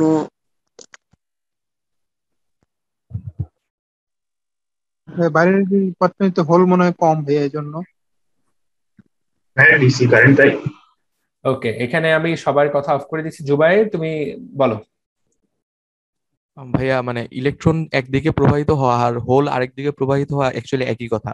এখন বর্তনীর ভিতরে যখন ইলেকট্রনটা বাম থেকে ডান দিকে যায়, তার মানে ডান দিকে কিছু হোল অটোমেটিক্যালি চলে আসে, কিন্তু আমাদের হিসাব করার প্রয়োজন পড়ে না বলে আমরা এটাকে ধরি না। কিন্তু এখানে আমাদের বোঝার সুবিধার জন্য হোলগুলাকে বোঝার দরকার হয়, এই জন্য আমরা যখন যেদিকে ইলেকট্রন যাচ্ছে তার বিপরীত দিকে হোল যাচ্ছে বলে ধরে নিই। আচ্ছা, ও একটা কথা বলেছে, কিন্তু বহির্বর্তনীতে কেবলমাত্র ইলেকট্রন দ্বারা তড়িৎ প্রবাহ উৎপন্ন হয়। এখন এই লাইনটা তোমাদের মনে কিন্তু অনেকের মনে খটকা তৈরি করবে যে এটা কেমন কথা। আচ্ছা, এইটা আমি জাস্ট ছোট্ট একটা 1 মিনিটের ব্যাখ্যা দিচ্ছি, আশা করি এরপরে জিনিসটা ক্লিয়ার হয়ে যাবে। এখানে দেখো, পি থেকে হোল গুলো যাচ্ছে, এইগুলো হলো হোল, আর এইগুলো হলো ইলেকট্রন, ঠিক আছে। ইলেকট্রন গুলো যাচ্ছে এইদিকে আর হোল গুলো যাচ্ছে এইদিকে। মনে রাখতে হবে, আমরা ছোট্টবেলা থেকে পড়ে এসেছি ইলেকট্রনের প্রবাহ মানেই কারেন্টের প্রবাহ। বাট আজকে তোমরা শিখবা যে অ্যাকচুয়ালি ইলেকট্রনের প্রবাহ মানে হোলের প্রবাহ মানেও আসলে কারেন্টের প্রবাহ, ঠিক আছে। তো বাস্তবে হোলের প্রবাহ মানেই হলো ইলেকট্রনের প্রবাহ মানেই হোলের প্রবাহ। বাস্তবে জিনিস দুইটা আসলে সমান সমান। যাহা হোল যাওয়া মানে এখান থেকে একটা হোল সরে যাওয়া মানে ওখানে একটা ইলেকট্রন আসা, বা এখান থেকে একটা ইলেকট্রন সরে যাওয়া মানে ওখানে একটা হোলের সৃষ্টি হওয়া। সো মনে রাখতে হবে যে জুবাইর যে কথাটা বলেছে অ্যাকচুয়ালি ও 100% পারফেক্টলি বলেছে। আমরা যখন ডায়োডের ভিতরে হিসাব করছি তখন বোঝানোর জন্য অ্যাকচুয়ালি আমরা এটাকে ধরলাম, কারেন্টের প্রবাহটাকে ধরলাম আই হোল, আর এটাকে ধরলাম আইই, অর্থাৎ ডায়োডের ভিতরে হোল দ্বারা কতটুকু ইলেকট্রন প্রবাহিত, কতটুকু কারেন্ট প্রবাহিত হলো, আর ইলেকট্রন দ্বারা কতটুকু কারেন্ট প্রবাহিত হলো সেটাকে আমরা ধরলাম আই হোল এবং আইই। তাহলে ডায়োডের ভিতরে হিসাব করার জন্য আমরা মূলত আই হোল প্লাস আইই দুইটাই ধরে নেই, যে ডায়োডের ভিতরে কতটুকু কারেন্ট প্রবাহিত হচ্ছে, হোল দ্বারা যতটুকু হবে, ইলেকট্রন দ্বারা যতটুকু হবে, দুইটারই যোগফলটা আমরা আসলে এখানে বলি। বাট বহির্বর্তনীতে হিসাব করার জন্য অ্যাকচুয়ালি সেক্ষেত্রে আমরা শুধুমাত্র ইলেকট্রনটাই ধরি, কারণ আমরা প্রথাগতভাবে ওই যে ইলেকট্রনের প্রবাহ মানেই কারেন্টের প্রবাহ, তখন আর হোলটাকে আসলে বিবেচনা করা হয় না। তবে মনে রাখবা, বিবেচনা করা হয় না অর্থ এই না যে হোলকে কাউন্ট করা হয় না, তবে আলাদা করে আর হোলের কথা বলা হয় না। ওখানে শুধু আমরা মোট যে যোগফলটা, সেখানে কিন্তু আসলে হোলেরও কাউন্টটা আমরা করে ফেলি, যে বাইরে যে ঘোরাঘুরি করে হোলগুলা সেটারও কাউন্ট করা হয়, কিন্তু বলার সময় বলা হয় যে আসলে বাইরের বর্তনীতে ইলেকট্রন দ্বারা তড়িৎ প্রবাহ সৃষ্টি হয়। সো এই লাইনটার অর্থ হলো এমন না যে হোল দ্বারা বাইরের বর্তনীতে কোনো তড়িৎ প্রবাহ সৃষ্টি হয় না, অ্যাকচুয়ালি সৃষ্টি হয়, কিন্তু আমরা এই ক্ষেত্রে বোঝার জন্য এটা আসলে ব্যবহার করি। বাইরের বর্তনীতে মূলত ইলেকট্রনকেই যেহেতু আমরা সবসময় কারেন্টের প্রবাহের জন্য ব্যবহার করে আসছি, সেই জন্য বাইরের বর্তনীতে মূলত ইলেকট্রন কতটুকু প্রবাহিত হলো, এবং আমরা যে সূত্রটা বলি সেটা হচ্ছে এইরকম, আমি জানি না তোমরা জানো কিনা, সেটা হচ্ছে যে I equal two এনই by T, অর্থাৎ বাইরের বর্তনীতে কতটুকু ইলেকট্রন প্রবাহিত হলো কতটুকু সময় জুড়ে, সেটা দ্বারাই কিন্তু আমরা কারেন্টের পরিমাপটা করি। I equal to N E by T, বা তোমরা এই সূত্রটা হয়তো বা জানো, বা অনেকে সূত্রটা এইভাবেও জানো, সেটা হচ্ছে I equal to Q by T, বা সূত্রটা কিভাবে লেখা হয় Q equal to I T. Actually এই যে এখানে কিউ, এই কিউ এর মধ্যেই কিন্তু আসলে পজিটিভ এবং নেগেটিভ চার্জ দুইটারই কথা বলা হচ্ছে, মোট চার্জের পরিমাণ, যেই সকল চার্জ কারেন্ট তৈরি করতে পারে। তো এখানে কারা কারা কারেন্ট তৈরি করতে পারে, এখানে ইলেকট্রন এবং হোল দুজনেই আসলে তৈরি করতে পারে। তো কিন্তু আমরা ওই চার্জের মধ্যে আসলে ইলেকট্রন বহির্বর্তনীর সময় ইলেকট্রনটাই আসলে আলোচনা করা হয়। তো এই লাইনটার অর্থ অ্যাকচুয়ালি এইটাই, ঠিক আছে। সো আমরা হোলটা আলাদা করে বলি না, সেই জন্য এই লাইনটা অনেকের মধ্যে কনফিউশন তৈরি করলেও পরীক্ষার জন্য আসলে আহামরি গুরুত্বপূর্ণ তা না। তারপরও মনে রাখতে হবে যে সংখ্যাগুরু বাহক দ্বারা এখানে উৎপন্ন হয়। So that's it. আর এই জায়গায় যখন আমরা দেখব, এখানেই দেখো একই লাইন, হুবহু লাইন, কিন্তু এটা কিন্তু হুবহু, এখানে কিন্তু কোনো পরিবর্তন নেই, এখানেও কিন্তু সংখ্যাগুরু, কারণ এখানেও কিন্তু এই যে এপাশের যে কিছু হোল এপাশে চলে যায়, কিছু ইলেকট্রন এপাশে চলে যায়, সো আলটিমেটলি যতটুকু কারেন্ট উৎপন্ন হয় সেটাও ইলেকট্রন দ্বারাই হয়, একই কথা, হুবহু একই কথা। সো এই টপিক থেকে যদি একটা প্রশ্ন আসে, এই পার্থক্যটা থেকে আসবে, তাছাড়া এই টপিক থেকে কোনো প্রশ্নই আসবে না। তো আমরা দেখো এখানে সুন্দর করে নোটের মধ্যেও দিয়ে দিয়েছি, নোটটা একটু বড় করে দেখাচ্ছি আমি। জাংশন ডায়োড দুই ভাবে দেওয়া হয়, এবং লেখাটা একটু মোটা হয়ে গেল আমার, আমি একটু ছোট করে নিচ্ছি। ওকে, পি টাইপ এন টাইপ সম্মুখবর্তী বায়াসের বৈশিষ্ট্য, দেখো এইটা পড়লেই হবে, বিপরীতটা এইটা পড়লেই হবে, এইটুকু পড়লেই অ্যাকচুয়ালি হয়ে যাবে, এর বেশি আসলে লাগে না, ঠিক আছে। ওকে, তো এই পরীক্ষা যদি আসে এইটাই আসবে ইনশাল্লাহ, এর বাইরে থেকে এখান থেকে কিছুই আসবে না। যারা বলছো যে ভাইয়া দাগানো অংশটুকু পড়লেই হবে কিনা, ইয়েস, দাগানো অংশটুকু পড়লেই হবে। আর এখানে একটা ছোট্ট জিনিস আছে, সেইটা লাস্ট জিনিস, সেটাকে এখানে দেখো, এটাকে বলা হয় জেনার ভোল্টেজ বা ব্রেকডাউন ভোল্টেজ। এই জিনিসটা তোমাদেরকে শুধু জানিয়ে দিতে চাই আমি, এটা অনেক সময় পরীক্ষায় থাকতে পারে, জেনার ভোল্টেজ কি জিনিস, হোয়াট ইজ জেনার ভোল্টেজ, দেখো, বা ব্রেকডাউন ভোল্টেজ, নামটাই দেওয়া আছে ব্রেকডাউন ভোল্টেজ, ঠিক আছে। আচ্ছা, হোয়াট ইজ ব্রেকডাউন ভোল্টেজ বা হোয়াট ইজ জেনার ভোল্টেজ, এখানে একটা কথা বলা হয়েছে পরীক্ষায়। প্রথম যেটা আমি তোমাদেরকে জানিয়ে দিব যে এটা কোথায় পাওয়া যায়, মনে রাখবো এটা বিপরীত ঝোঁকের ক্ষেত্রে এটা পাওয়া যায়, রিভার্স বায়াসের ক্ষেত্রে পাওয়া যায়। এটা হলো 1 নাম্বার কথা, যে জেনার ভোল্টেজ কোথায় পাওয়া যায়, জেনার ভোল্টেজ পাওয়া যায় বিপরীত ঝোঁকের ক্ষেত্রে। এটার অপর নাম কি, এটার নাম হলো ব্রেকডাউন ভোল্টেজ, এটার অপর নাম হলো ব্রেকডাউন ভোল্টেজ। এখন এই ব্রেকডাউন ভোল্টেজ যদি আমরা বুঝার চেষ্টা করি, বুঝতে আমাদের খুবই কম সময় লাগবে। এই যে বিপরীত ঝোঁকে, এই জায়গায় তাকায় দেখো, এখানে একটা লেখচিত্র আছে, আমি জানি না তোমরা দেখতে পাচ্ছ কিনা, দেখলেও বুঝতে পারছো কিনা, আমি একটু বড় করে দিলাম। এইখানে এই লেখচিত্র বরাবর দেখা যাচ্ছে যে এক্স অক্ষ বরাবর এখানে ভোল্টের কথা বলা আছে, ওয়াই অক্ষ বরাবর ওয়াই অক্ষ বরাবর এখানে কারেন্টের কথা বলা আছে, এবং আমরা একটু আগে পড়েছিলাম ভি ইকুয়াল টু আই আর, তাই না? মানে ভি সমানুপাতিক আই। আমরা কিন্তু এই জিনিসটাই দেখেছি। আমরা দেখো এইখানে যখনই ভোল্ট বাড়ছে তখনই দেখো কারেন্ট বাড়ছে, ভোল্ট বাড়ছে কারেন্ট বাড়ছে, ভোল্ট বাড়ছে কারেন্ট বাড়ছে, ভোল্ট বাড়ছে কারেন্ট বাড়ছে, ভোল্ট বাড়ছে কারেন্ট বাড়ছে। এটাই কিন্তু সম্মুখবর্তী বায়াসের ক্ষেত্রে আমরা দেখেছিলাম ভি ইকুয়াল টু আই আর। এই পাশে ভোল্ট যাচ্ছে, এই পাশে কারেন্ট বাড়ছে, এই দিকে গেল এই দিকে গেল। সো এইভাবে এই লেখাটা দেখো একটা বক্র রেখা পাওয়া যাচ্ছে। সো এই লাইনটা কিন্তু আমি তোমাদেরকে এখন পড়াই নাই। সম্মুখবর্তী বায়াসে কি ধরনের রেখা পাওয়া যায়? এই ধরনের একটা রেখা পাওয়া যায়, ভি ইকুয়াল টু আই আর, মোটামুটি এই ধরনের একটা রেখা পাওয়া যায়, একটু বক্র রেখা পাওয়া যায়। কিন্তু এই জায়গায় তাকায় দেখো, যখন আমরা বিপরীত বায়াসের কথা বলি আমরা কিন্তু ওখানে বলেছি ভোল্ট বাড়বে কিন্তু কারেন্ট বাড়বে না। তাকায় দেখো ভোল্ট বাড়ছে, দেখো ভোল্ট বাড়ছে -50 -100 বা এদিকে গেলাম বিপরীত বায়াসে, ভোল্ট এদিকে তুমি বাড়াচ্ছ কিন্তু কারেন্ট কিন্তু নিচের দিকে নামছে না, এটা কিন্তু মোটামুটি সোজা।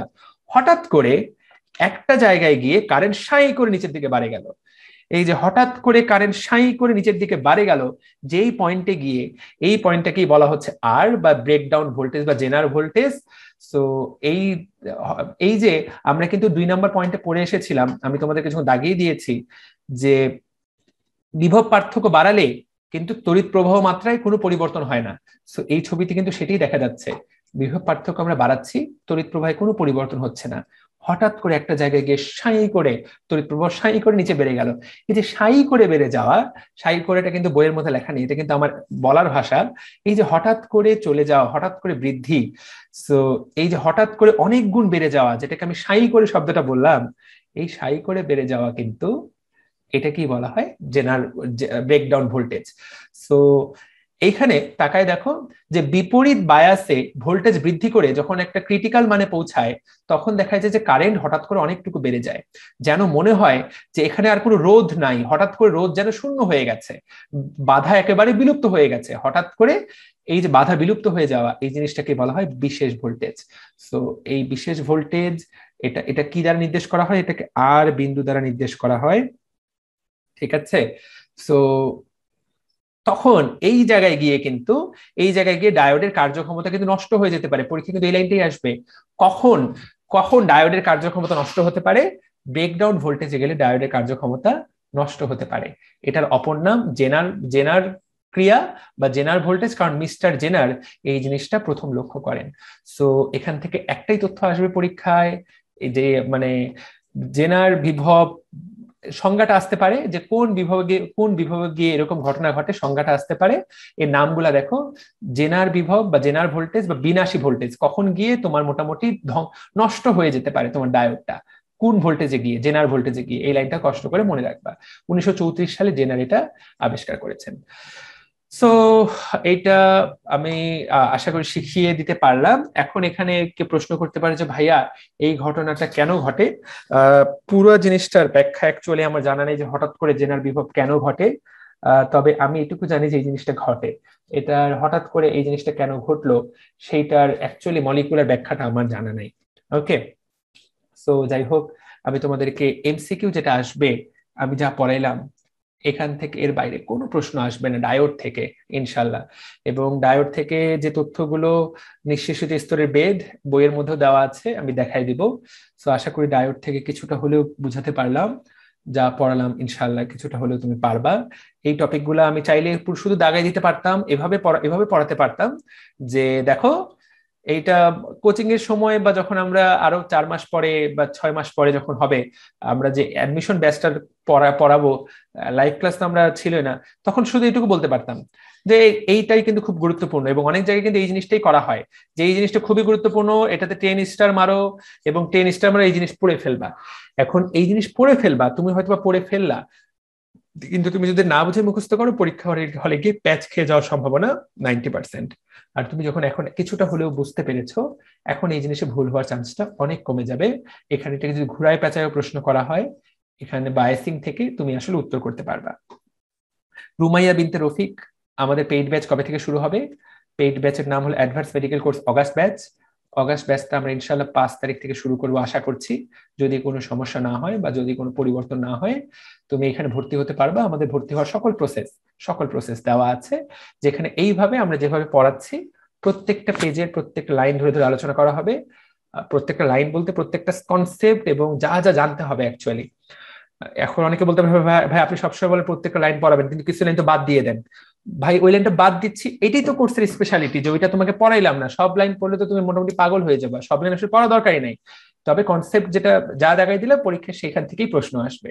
এবং আমরা বলি যে তুমি যাই কোচিং করো বাংলাদেশে তুমি সকল জায়গায় কোচিং করতে পারো, কোনো সমস্যা নাই। তবে তুমি আমাদের এই কোর্সটা করলে অবশ্যই বইয়ের উপরে পুরোপুরি একটা দখল আনতে পারবে ইনশাল্লাহ। ঠিক আছে, সো আমরা তাহলে ভাইয়া কোর্সটা 5 তারিখে লঞ্চ হবে ইনশাআল্লাহ। হঠাৎ করে তড়িৎ প্রবাহ বাড়তে বাড়তে রেজিস্ট্যান্স কোর্স ক্রস করে চলে যায়।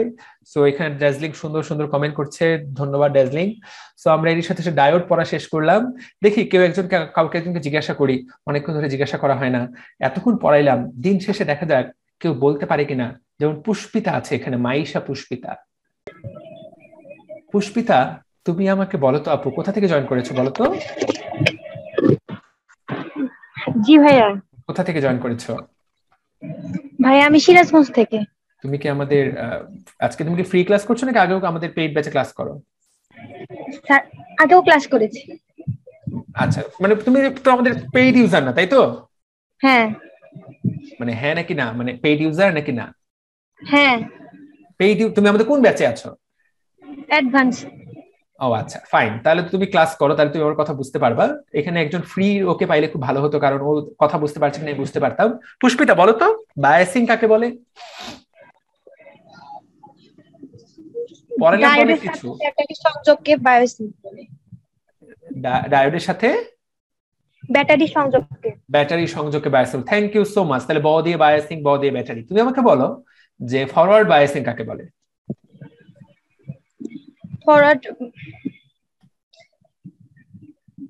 ফরওয়ার্ড বায়াসিং হচ্ছে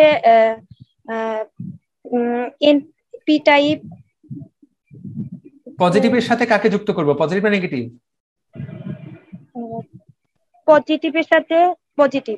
ইয়েস, পজিটিভের সাথে পজিটিভ এবং নেগেটিভের সাথে নেগেটিভ। ব্যাটারি নেগেটিভ প্রান্ত, ব্যাটারি পজিটিভ প্রান্ত। তোমরা তো আশা করি সবাই জানো ব্যাটারি দুইটা প্রান্ত থাকে। তোমরা দেখবা আমরা যে ব্যাটারিগুলো ব্যবহার করি বিভিন্ন রিমোট পেন্সিল ব্যাটারি, সেটা কিন্তু দুইটা প্রান্ত, একটাকে ধরা হয় পজিটিভ প্রান্ত, একটাকে বলা হয় নেগেটিভ প্রান্ত।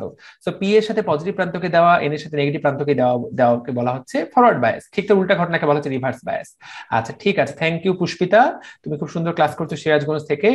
আর অনেকেই হয়তো বা বলতে চায়, আমি জিজ্ঞাসা করব হলো কাকে জিজ্ঞাসা করা যায়, একটা ছেলেকে জিজ্ঞাসা করে একটা মেয়েকে জিজ্ঞাসা করেছি। আমি জিজ্ঞাসা করব হলো কোন ছেলে আছে, বেশিরভাগ মেয়ে দেখা, তাহসিন আব্দুল্লাহকে। তাহসিন আব্দুল্লাহ, এতক্ষণ যা পড়াইলাম এটা তুমি যদি পারো তাহলে বুঝবো যে সবারই পড়া হয়েছে। তাহসিন কোথা থেকে জয়েন করেছো? তাহসিন, তাহসিন কথা বলো। তাহসিন ভাই আমি নরসিংদী থেকে জয়েন করেছি। কোন কলেজ ভাইয়া? আব্দুল কাদের মোল্লা সিটি কলেজ। তোমার সাথে আগে কথা হয়েছে না? হ্যাঁ, ও তোমাকে গতকালকে আপনি আমাকে লাস্টে কোশ্চেন করার জন্য বলছিলেন, কিন্তু ওই আনমিউট হতে পারছিলাম না, এই জন্য কথা বলতে পারিনি। গতকালকে ধরছিলাম, কি ব্যাপার আমি কি একই লোককে বারবার ধরতেছি নাকি, এটা আমার সমস্যা হয়ে গেল। আচ্ছা তুমি আমাকে তাহসিন বলো যে ডিপ্লেশন স্তর এটার বাংলা কি? জি ভাইয়া আবার একটু, মানে ডিপ্লেশন স্তরের বাংলা কি? আজকে যে পড়াইলাম এটার বাংলা কি?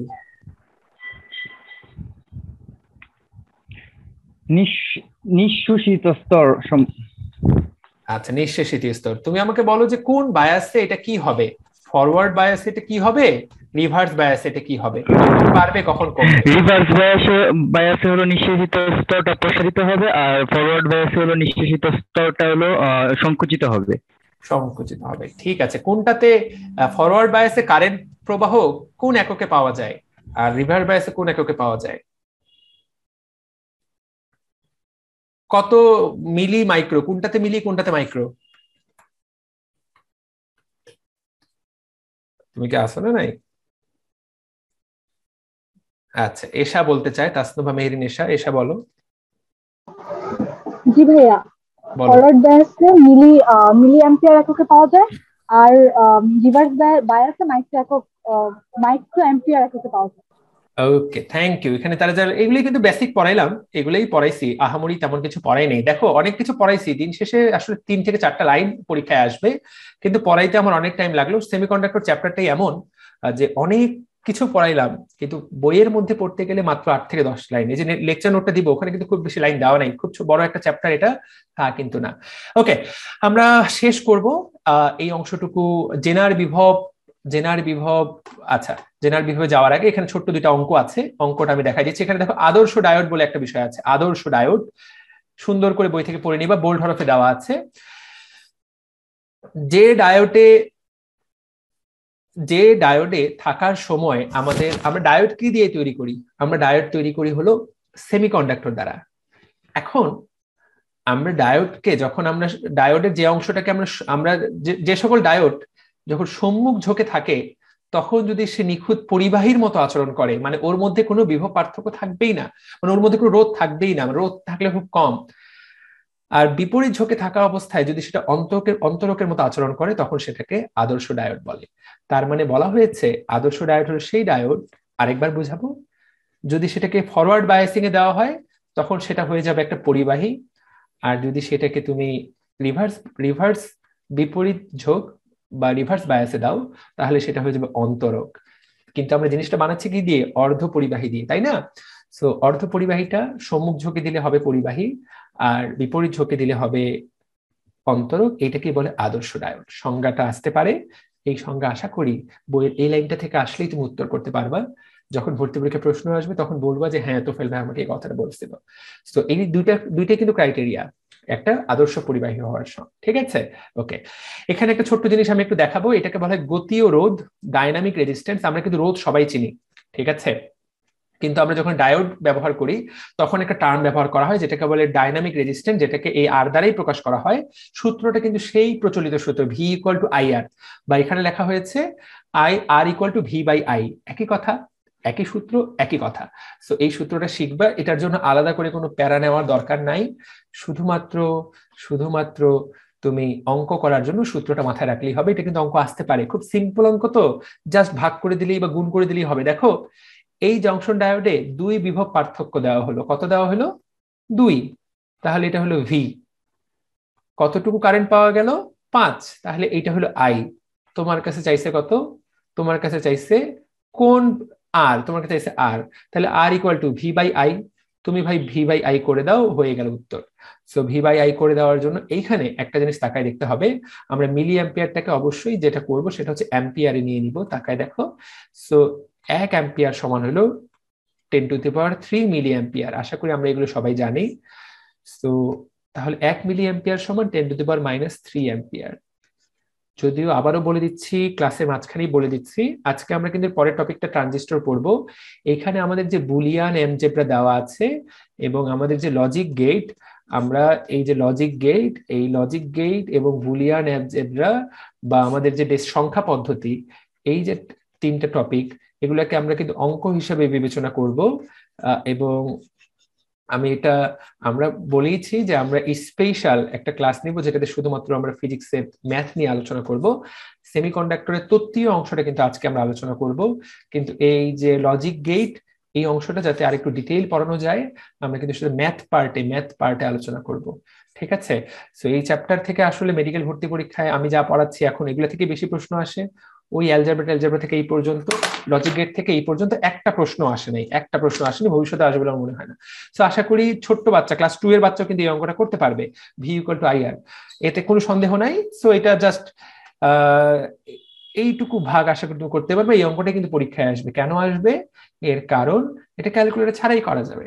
এবং দেখো এই অঙ্কটা কিন্তু 18-19 সালে বুয়েট অ্যাডমিশন টেস্টেও আসছে। এইটা 2 ধাপে করতে হচ্ছে, তাকায় দেখো, এইটা মেডিকেল ভর্তি পরীক্ষায় আসবে না, কিন্তু এই অঙ্কটা যারা খেয়াল করাই দিলাম যেটা বুয়েটে আসছিল, তুমি একবার তোমার জন্য করে দেখতে পারো। আমরা আজকে অঙ্ক নিয়ে আলোচনাই করবো না, কারণ আমরা এটা আলাদা ক্লাসে আলোচনা করবো। That's it. এখানে তাহলে এটা পড়াই দিলাম, একদম লাস্টের লাইনটা দাগাই দিচ্ছি। ডায়োডের ক্ষেত্রে এখানে 2টা তথ্য দেওয়া আছে, এই তথ্যগুলা পড়ে ফেলবা। জার্মেনিয়ামের ক্ষেত্রে রোধের অনুপাত কত, আর সিলিকনের ক্ষেত্রে সম্মুখী এবং বিমুখী রোধের অনুপাত কত সেটা দেওয়া আছে। সো এই তথ্যটা একবার দেখে নিব। এই তথ্যটা পড়লেই তুমি বুঝতে পারবে, না বুঝতে পারার কোনো কারণ নাই। আমি ডায়োড থেকে বের হয়ে আসলাম, রেকটিফিকেশন পড়িয়ে ফেলেছি, কিভাবে ডায়োড দিয়ে রেকটিফিকেশন করা হয়। পুরো ক্লাস শেষে পরীক্ষা প্রশ্ন আসলো রেকটিফায়ার হিসেবে কোনটি ব্যবহার করা হয়, তুমি উত্তর করলে ট্রানজিস্টর। মোটামুটি বুঝবা যে তখন শিক্ষকের উচিত হবে গলায় ফাঁস দেওয়া। সো আবারও বলতেছি, ডায়োডের সবচেয়ে গুরুত্বপূর্ণ ব্যবহার কিন্তু একমুখীকরণ। এইবার আমরা যে জিনিসটা পড়বো সেইটা কিন্তু আলাদা জিনিস, সেটা না হলো ট্রানজিস্টর, এর কাজ কিন্তু আলাদা। সো ডায়োডের কাজ হলো রেকটিফায়ার, ট্রানজিস্টরের কাজটা কি, ট্রানজিস্টর জিনিসটা কি সেইটা আমরা পড়বো। তার আগে এই কথাটা বলে দিই, ট্রানজিস্টর কেন আমরা ব্যবহার করব। আজকে দুনিয়ায় তুমি যে হাতে মোবাইলটা নিয়ে আসছো, এই মোবাইল, এই যে কম্পিউটার, এই যে ল্যাপটপ, এই যে ডেস্কটপ, দুনিয়ায় যত ইলেকট্রনিক্স ডিভাইস দেখতেছো সবকিছুর মূল কথা হলো এই ট্রানজিস্টর। ট্রানজিস্টর দেখতে কেমন, এটা অনেকের মনে প্রশ্ন হতে পারে, ভাই ট্রানজিস্টর দেখতে কেমন। ট্রানজিস্টর একটা ছবি আমি তোমাদেরকে এখানে দেখাই দিচ্ছি। এই ট্রানজিস্টরটা অনেক বড় ট্রানজিস্টর, মানে এখানে যে ছবিটা আমি তোমাকে দেখাবো এটা আসলে অনেক বড় ট্রানজিস্টর। তবে এটা একটা আদর্শ ট্রানজিস্টর, একদম আধুনিক ট্রানজিস্টর। এখানে ছবিটা কিন্তু অনেক বড়। ট্রানজিস্টর এখন একদম ন্যানোমিটার লেভেলে চলে গেছে। ন্যানোমিটার মানে তুমি ট্রানজিস্টর দেখতেই পাবা না, কিন্তু ওটা এত গুরুত্বপূর্ণ কাজ করছে। এবং এখন 1 ইঞ্চি জায়গায় হাজার হাজার ট্রানজিস্টর স্থাপন করা হচ্ছে। এটা তো দেখতেই অনেক বড়। এত বড় ট্রানজিস্টর এখন আর হয় না। আমরা সভ্যতায় অনেক এগিয়ে গেছি। এবং বলা হচ্ছে যে মানব সভ্যতা যে গত 50 বছরে এত উন্নতি করেছে, এর একটাই কারণ ট্রানজিস্টরের আবিষ্কার। এখন ট্রানজিস্টর কি কি কাজে লাগে, এমন কোনো ইলেকট্রনিক যন্ত্রপাতি নাই যেখানে ট্রানজিস্টর কাজে লাগে না। ট্রানজিস্টরটা পড়লেই মোটামুটি আজকে পড়া আমাদের কিন্তু এই টপিকে, এই চ্যাপ্টারে পড়া শেষ। কষ্ট করে আর কিছুক্ষণ অপেক্ষা করো। ট্রানজিস্টরের ব্যবহারটা আগে আমি একটু পড়াই দিই, তাহলে তোমার ক্লিয়ার হয়ে যাবে। অ্যাম্প্লিফায়ার বা বিবর্ধক হিসেবে ট্রানজিস্টরের ব্যবহার। এই যে মোবাইলের গানের সাউন্ড বাড়াচ্ছ, এটার জন্য কিন্তু ট্রানজিস্টর দেওয়া আছে, ঠিক আছে। মাইকে ট্রানজিস্টর দেওয়া আছে, ঠিক আছে। তারপর সাউন্ড বক্সে কি দেওয়া আছে, ট্রানজিস্টর দেওয়া আছে। কারণ কি, অ্যাম্প্লিফাই, এই যে আমি কথা বলছি, কথার সাউন্ডটাকে বাড়ানো যাচ্ছে, এই জিনিসটাকে বলে অ্যাম্প্লিফিকেশন, মানে বাড়ানো। সো বিবর্ধক হিসাবে কিন্তু ট্রানজিস্টর কাজ করে। সো বিবর্ধক হিসাবে ট্রানজিস্টরের ব্যবহার। আমরা যদি এই কথাটা মনে রাখি, তাহলে অ্যাম্প্লিফায়ার হিসেবে কোনটি ব্যবহৃত হয়, উত্তর হলো ট্রানজিস্টর ব্যবহৃত হয়। আবার প্রশ্ন আসতে পারে আর কোথায় কোথায় ব্যবহৃত হতে পারে। আমি তোমাদেরকে ব্যবহার দুটি আগে পড়াই দিই, পরীক্ষায় ব্যবহারগুলো থেকে বেশি প্রশ্ন আসে।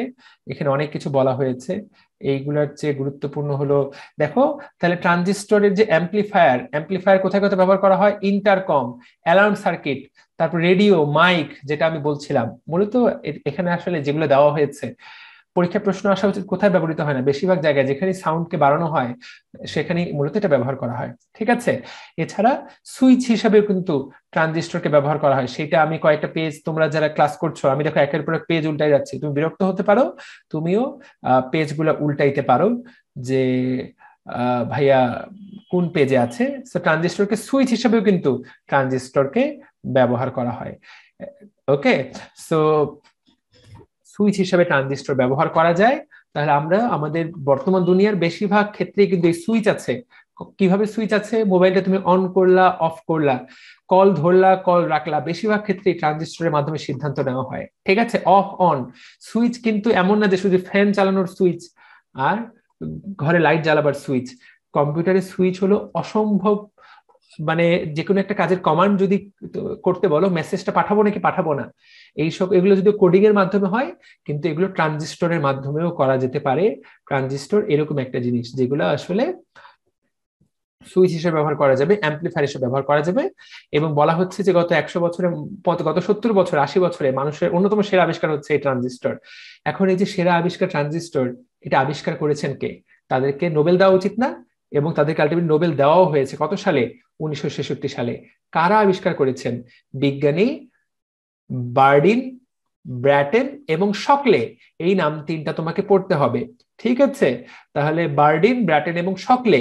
সো শকলের বাবা বা বাবা বলতে বার্ডিন এবং ব্র্যাটিন, এই নামগুলো মনে রাখতে হবে। তারা কিন্তু আমেরিকার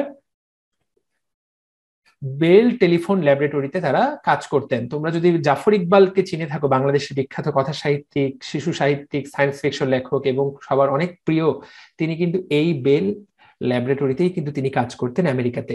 এই বেল ল্যাবরেটরিতে 1948 সালে এই তিনজন বিখ্যাত বিজ্ঞানী তারা কিন্তু ট্রানজিস্টর আবিষ্কার করেন। এবং এই ট্রানজিস্টর আবিষ্কারের পর থেকে কিন্তু মোটামুটি একটা বিপ্লব ঘটে গেছে, বিপ্লব, রেভলিউশন। সকল ইলেকট্রনিক যন্ত্রপাতির, পরীক্ষা কিন্তু এই লাইনটাই আসবে, সকল ইলেকট্রনিক যন্ত্রপাতির অবিচ্ছেদ্য অঙ্গ কোনটা, উত্তর হলো ট্রানজিস্টর। সো যা পড়াইলাম এইটাই আমাদেরকে কষ্ট করে মনে রাখতে হবে। সো দ্যাটস ইট, ট্রানজিস্টর পড়িয়ে ফেললাম। এখন তুমি প্রশ্ন করতে পারো যে ভাই এটার নাম ট্রানজিস্টর কেন? নামটা এসেছে ট্রানজিস্টর, ট্রান এসেছে ট্রান্সফার থেকে আসে ট্রান্স, আর জিস্টর আসে রেজিস্টর থেকে, রেজিস্টর মানে হলো রোধ। সো মূলত এই ট্রানজিস্টর একটা গুরুত্বপূর্ণ কাজ করে এই রোধের নিয়ন্ত্রণের মাধ্যমে, তো সেইখান থেকে ট্রানজিস্টর নামটা এসেছে। আমি খুব অবাক হচ্ছি যে তোমরা এখনো পাগল হয়ে যাওনি। ঠিক আছে ভাইয়া, এখানে একজন কমেন্ট করেছে রহমান রিফাত, ফ্যানের রেগুলেটরে কি ট্রানজিস্টর ব্যবহার করা হয় কিনা?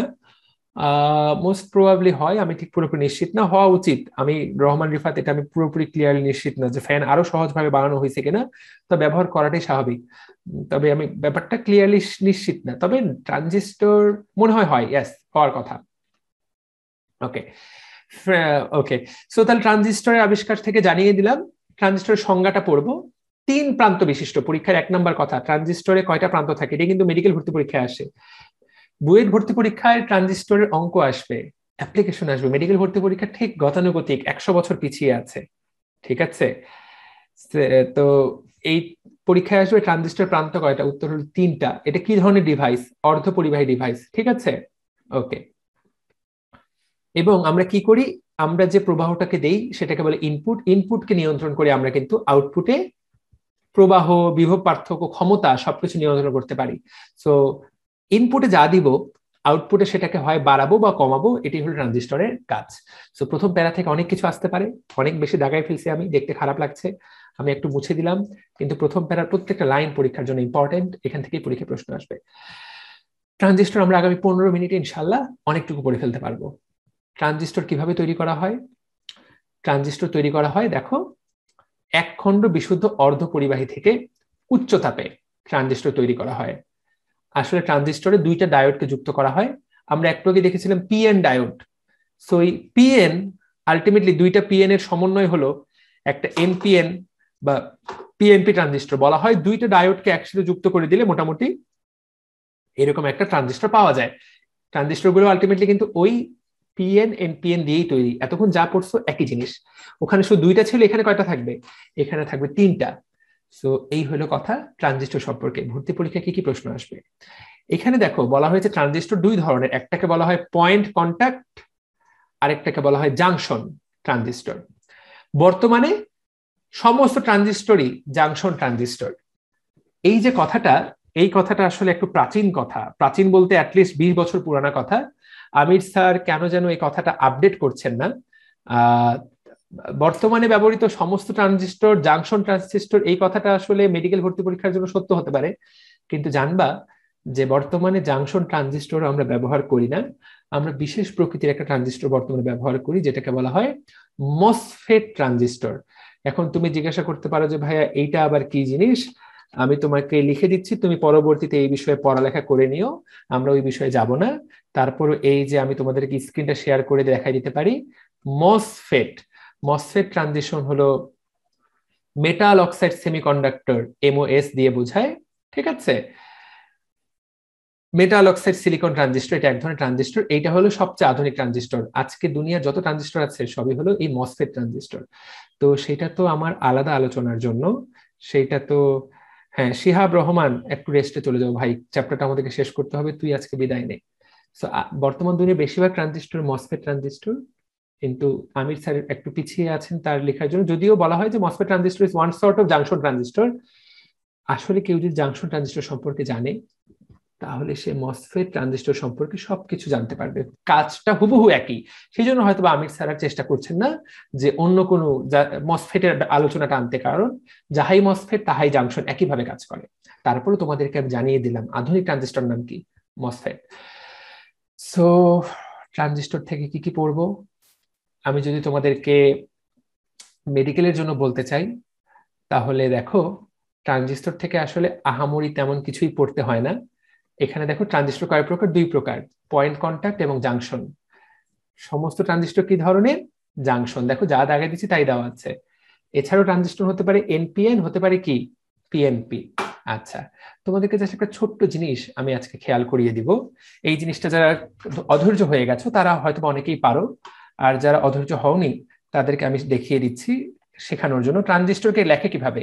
এইটা যেমন ব্যাটারি, এইটা যেমন রোধ, এইটা কিন্তু ডায়োড। পরীক্ষা যদি মেডিকেল ভর্তি পরীক্ষা আসবে না, কিন্তু এটা হলো ডায়োড। হ্যাঁ, এটাকে বলে পি, এটাকে বলে এন, এটা হলো ডায়োড। ট্রানজিস্টরকে কিভাবে লেখা হয়? ট্রানজিস্টরকে লেখা হয় কিভাবে? ট্রানজিস্টর লেখার জন্য এরকম একটা গোল দেওয়া হয়, এরকম একটা দেওয়া হয়, এই তিনটা প্রান্ত, এই হয়ে গেল ট্রানজিস্টর। ট্রানজিস্টর দেখতে এরকম। তো ট্রানজিস্টর দেখতে এইরকম, তিনটা প্রান্ত। একটা প্রান্তকে বলা হয় এমিটার বা নিঃসারক, একটাকে বলা হয় বেস বা পিঠ। আমাদের সবার পিঠ আছে, ট্রানজিস্টরের পিঠ আছে। পিঠে একটা কথা বলে না, পিঠে খেলে পেটে সয়। আচ্ছা, আর আরেকটাকে বলা হয় সি বা কালেক্টর। একইভাবে এটাও এমিটার, এটা বেস, আর এটা কালেক্টর। এখন কখন একটাকে তুমি পিএনপি বলবা? এখন এখানে তো দেখলাম, এখন ধরলাম এইটা হলো পিএনপি, এটা হলো এনপিএন। এখন দুইটাই কিন্তু দেখতে হুবহু একই।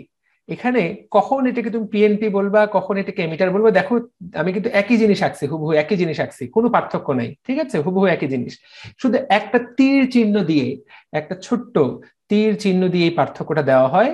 এইখানে তুমি যদি একটা তীর দিয়ে দাও হয়ে যাবে সেটা এনপিএন, আর তুমি যদি এই জায়গায় একটা তীর দিয়ে দাও তাহলে হয়ে যাবে সেটা পিএনপি। এখন তুমি বলবো যে ভাইয়া কি তীর দিলেন, কিছুই বুঝলাম না।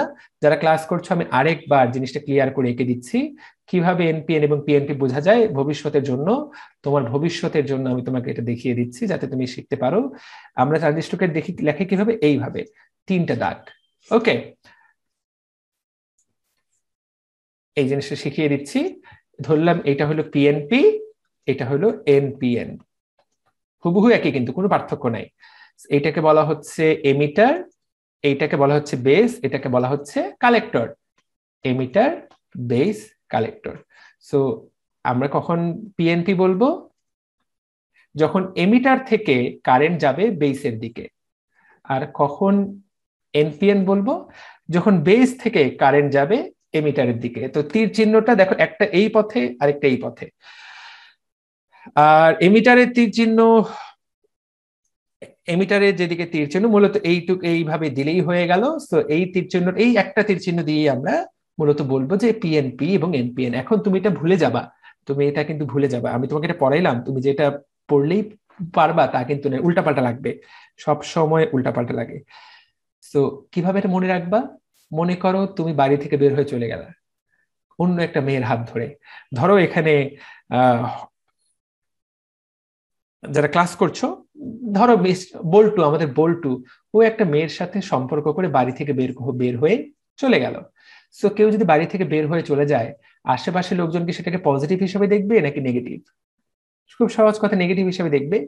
মনে রাখবা এন যেহেতু নেগেটিভ, তাহলে নেগেটিভে কি হয়? বি দিয়ে মনে রাখবো বাড়ি। সো বি দিয়ে কি হয়? বাড়ি থেকে বের হয়ে চলে যায়। তাহলে বাড়ি থেকে সে ইলেকট্রনের এই যে ই এর দিকে বের হয়ে চলে গেল, বি দিয়ে বাড়ি। সো বাড়ি থেকে যখন বের হয়ে যাবে সেটাই হলো নেগেটিভ, অর্থাৎ নেগেটিভে বাড়ি থেকে বের হয়। আর সে বউ নিয়ে এবার ঘরে ফিরে আসলো, বা ঘরের ছেলে ঘরে ফিরে আসলো, তখন কিন্তু আশেপাশের লোকজন বলবে যাক ঘরের ছেলে ঘরে ফিরে এসেছে, তখন হলো পজিটিভ। সো যদি এমিটার থেকে বাড়িতে কারেন্ট প্রবেশ করে বা বেসে কারেন্ট প্রবেশ করে বা বাড়িতে যদি বল্টু ফিরে আসে, তখন সেটাকে আমরা বলবো পজিটিভ। তার মানে বেসে বাড়িতে ঢুকলে হলো পজিটিভ, কোথা থেকে? এমিটার থেকে। আর এখান থেকে বের হয়ে গেলে সেটাকে আমরা বলবো নেগেটিভ। এটা মনে রাখার জন্য তোমাদেরকে শেখাইলাম।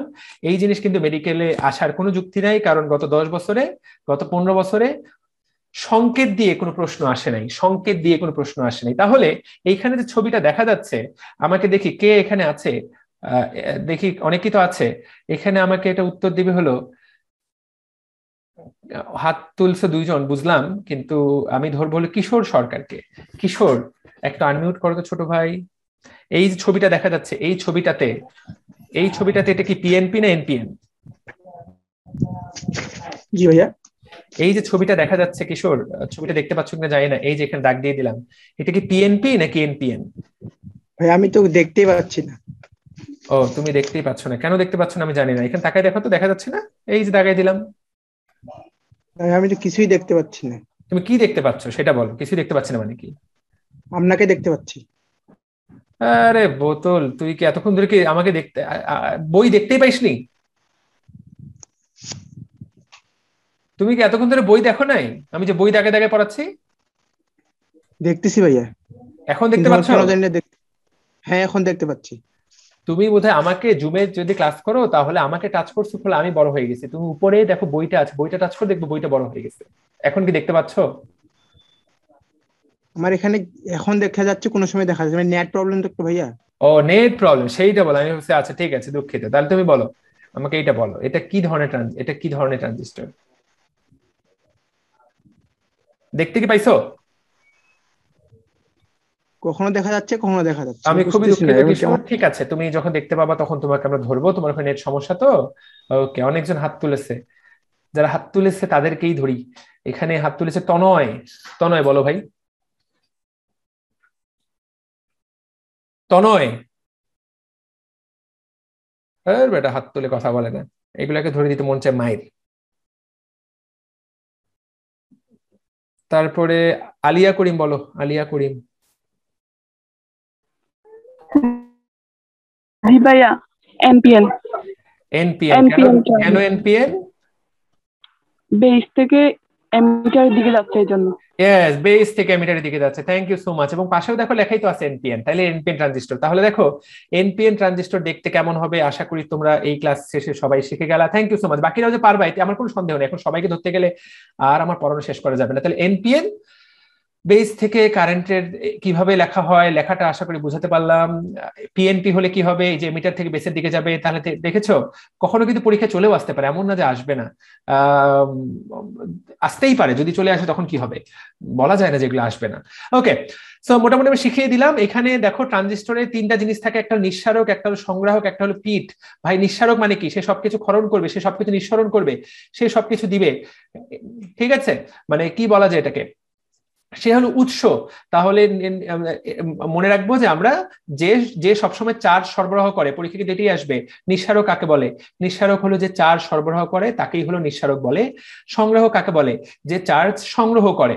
তাহলে তাকায় একটা জিনিস তাকায় দেখো, যে নিজে সংগ্রহ করে তাকে বলা হয় সংগ্রাহক, যে সরবরাহ করে তাকে বলে নিঃসারক, আর দুইজনের মাঝামাঝি যে থাকে সে হলো পিট বা ভূমি। এটা খুবই পাতলা হয়, এর আসলে তেমন একটা গুরুত্ব নেই। এর কাজ হলো মাঝখানে একটা কন্ট্রোল দেওয়া, মানে একটা, এটাকে কি বলবো আমি, এটাকে একটা দুজনের মধ্যে একটা সম্পর্ক স্থাপন করে দেওয়া।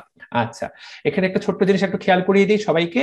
এমিটার বা নিঃসারক মনে রাখবো, সেটা হচ্ছে বর্তনীতে এই নিঃসারককে সর্বদা মনে রাখবা ফরওয়ার্ড বায়াসে দেওয়া হয়। একটু আগে পড়লাম না আমরা, ফরওয়ার্ড বায়াস বলতে পজিটিভের সাথে পজিটিভ, নেগেটিভের সাথে নেগেটিভ। তো যদি নিঃসারক যাই ঘটুক, নিঃসারক সবসময় মনে রাখবো পজিটিভ। ঠিক আছে, সবসময় ফরওয়ার্ড বায়াসে দেওয়া হবে। আর যেটা কালেক্টর সি, সেটাকে মনে রাখবা, সেটাকে সবসময় বিপরীত বায়াসে দেওয়া হবে। সো সংগ্রাহককে সবসময় বিপরীত ঝুঁকে দেওয়া হয় এবং নিঃসারককে সবসময় সম্মুখী ঝুঁকে দেওয়া হয়। এইভাবে দেওয়া হয় বলেই আমরা কিন্তু আলটিমেটলি ট্রানজিস্টরকে কাজে লাগাইতে পারি। কেন দেওয়া হয় এটার ব্যাখ্যাটা জাস্ট আমরা যদি ট্রানজিস্টর কিভাবে কাজ করে সেটা শিখি, যেদিন শিখবো সেদিন আমরা খুব ক্লিয়ারলি বুঝতে পারবো।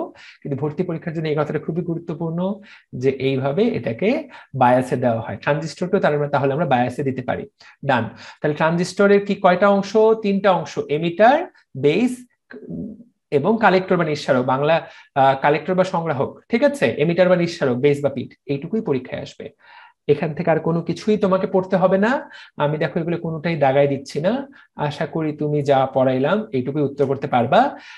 এই যে যারা ক্লাস করছো, আমি বললাম তো দুনিয়া যে জায়গায় কোচিং করো এইটুকুর বাইরে কিছুই পড়াবে না। আমি তো তারপরও কিছু যে বুঝাইলাম, এই বোঝানোর টাইম কিন্তু পরবর্তীতে পাওয়া যাবে না। যা পড়াইলাম ওই যে এখানে দেখো, শুধু আমি অন্য সময় হলে শুধু এইটুকু পড়তে বলতাম, এই যে এইটুকু পড়বা। ট্রানজিস্টরের উপযোগিতা কি? আকারে খুব ছোট, বললাম তো এখন ন্যানোমিটার আকৃতি। ন্যানোমিটার মানে চোখে কি ইলেকট্রন মাইক্রোস্কোপে দেখতে হচ্ছে, খুব সামান্য বিভাবে কাজ করে এরা, অল্প বিভাবে কাজ করে। এর ক্রিয়া তাৎক্ষণিক, এটি দীর্ঘস্থায়ী, এটি যান্ত্রিক কম্পন সহ্য করতে পারে, এটা খুব সস্তা। সো পরীক্ষা এখান থেকে কি আসবে? যারা মেডিকেল ভর্তি পরীক্ষা অংশ নিবা, যারা এখন থেকে প্রিপেয়ার হচ্ছ, তুমি ধরে রাখো ভবিষ্যতে মেডিকেলে একটা প্রশ্ন আসবে এরকম, নিচের কোন তথ্যটা ট্রানজিস্টরের জন্য ভুল বা মিথ্যা? আকারে খুব ছোট বললো, এটি খুব সামান্য বিভাবে কাজ করতে পারে, এটাও ঠিক আছে। এটি দীর্ঘস্থায়ী, এই জিনিসটা চেঞ্জ করে দিলে ক্ষণস্থায়ী। বা বললো এটা খুব দামি, তুমি ভাববা ট্রানজিস্টর নিশ্চয়ই অনেক দাম, তুমি কিন্তু যদি এটা খেয়াল করে না পড়ো ভাইয়া, তুমি কিন্তু পরীক্ষা হলে যে আসলে আন্না পারে আসবা, তুমি কিন্তু পারবা না। প্রত্যেকটা শব্দ খেয়াল করতে হবে, এটা খুব দ্রুত কাজ করতে পারে তাৎক্ষণিক, যান্ত্রিক কম্পন সহ্য করতে পারে না লাগাই দিলে ভর্তি পরীক্ষায়, তুমি কিন্তু আকাশ থেকে পড়বা যে এই লাইন তো পড়ছি কিন্তু পারে নাকি পারে না সেটা তো মন দিয়ে পড়ি নাই। তো আমি যেটা দাগাই দিব সেই জিনিসটা বড় বড় চোখ করে পড়বা। যারা এখানে এই মুহূর্তে ক্লাস করছো 270 জন, অনেক বড় সংখ্যা 270 জন, এর মধ্যে আমি দোয়া করি 270 জনই চান্স পাও, কিন্তু তারাই চান্স পাবে যারা পড়াটা যখন পড়বে বইটা প্রত্যেকটা শব্দতে খুব মনোযোগ দিয়ে পড়বে। পরীক্ষায় কিন্তু এই লাইনগুলোই চেঞ্জ করে দেওয়া হয়, ঠিক আছে? আচ্ছা, ট্রানজিস্টরের অসুবিধা কি দেখো, এটা উষ্ণতার খুব সুগ্রাহী। পরীক্ষায় কিন্তু এই লাইনটাকেই, এটি উষ্ণতার খুব সুগ্রাহী, এই লাইনটাকেই ট্রানজিস্টরের উপযোগিতার মধ্যে ঢুকাই দিবে। উপযোগিতা মানে হলো ট্রানজিস্টর ভালো দিক, বাস্তবে এটা কিন্তু ভালো দিক না। তার মানে তাপমাত্রা পরিবর্তন ট্রানজিস্টর নষ্ট হয়ে যেতে পারে এবং এটি খুব কম শক্তি দেয়, মানে এটা আসলে খুব আহামরি পাওয়ারফুল তা কিন্তু না, সেজন্য আমাদের অনেক ট্রানজিস্টর লাগে, ঠিক আছে? ওকে, ট্রানজিস্টর ব্যবহার কি? তড়িৎ সংকেতকে বিবর্ধন করতে বা অ্যাম্পলিফায়ার। আরেকটা কি? সুইচ হিসেবে ব্যবহৃত হয়, উচ্চ গতির সুইচ। আমি যেটা বলার চেষ্টা করছিলাম যে সুইচ হিসেবে ব্যবহার করি। এই টপিক থেকেই প্রশ্ন আসবে, এটাই স্বাভাবিক। এই টপিক থেকে প্রশ্ন আসবে না, এইটাই অস্বাভাবিক, ঠিক আছে? ওকে, আর মনে রাখবো এখানে একটা অনুসন্ধানে বলা হয়েছে কম্পিউটার বর্তনীতে কোন ট্রানজিস্টর ব্যবহার করা হয়? এনপিএন। এনপিএন কেন ব্যবহার করা হয়, কেন পিএনপি ব্যবহার করা হয় না? কারণ এনপিএন এ দুইটা এন আছে আর এন এর মধ্যে সংখ্যাগুলো ভাগ হচ্ছে ইলেকট্রন। আমরা মনে রাখবো যে ইলেকট্রনের দ্রুতি হোলের দ্রুতির চেয়ে বেশি। অ্যাকচুয়ালি হোলগুলা যেভাবে দৌড়ায় ইলেকট্রন তার চেয়ে একটু বেশি দৌড়ায়। তো এই যে বাহক হিসাবে হোলের তুলনায় এই মূলত এই কারণে কম্পিউটারে কোন ট্রানজিস্টর ব্যবহার করা হয়, কম্পিউটারে কোন ট্রানজিস্টর ব্যবহৃত হয়? এনপিএন। এটাই পরীক্ষায় আসবে। সো প্রচুর পড়ালেখা করাইলাম, প্রায় 2 ঘন্টা হয়ে যাচ্ছে আমার ক্লাস নেওয়ার। মোটামুটি আমি নিজেও খানিকটা ক্লান্ত। আশা করি ট্রানজিস্টর সম্পর্কে যা পড়ালাম তোমার ব্রেনে সেটা একটা স্থায়ী ছাপ তৈরি করবে। আমি যা পড়ালাম কিছুটা হলে মনে থাকবে। কার্যক্রম থেকে একটা জিনিস আমি তোমাদেরকে বলি, এইটা তো আশা করি সবাই বুঝতে পারছো, যে এইটুকু তো আশা করি সবাই বুঝো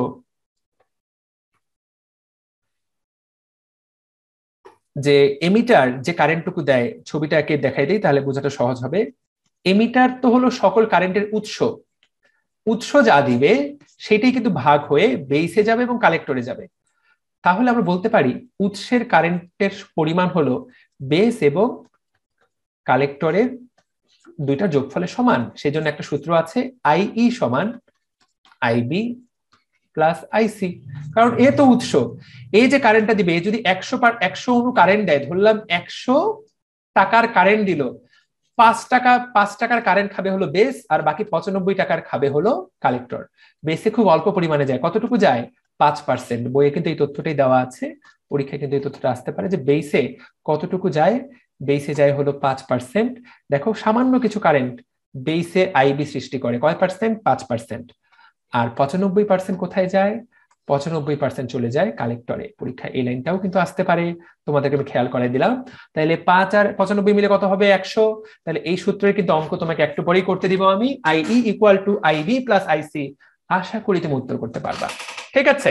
ওকে, একই কথা পিএনপির জন্য, এনপিএন এর জন্য, সবগুলোর জন্য একই কথা, একই সূত্র, আহামরি কোনো ব্যাপার না।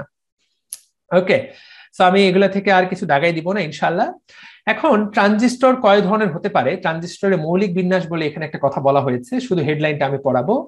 হেডলাইনটার দিকে তাকায় দেখো, ট্রানজিস্টরের মৌলিক বিন্যাস 3 ধরনের বর্তনীতে এটা ব্যবহার করা হয়।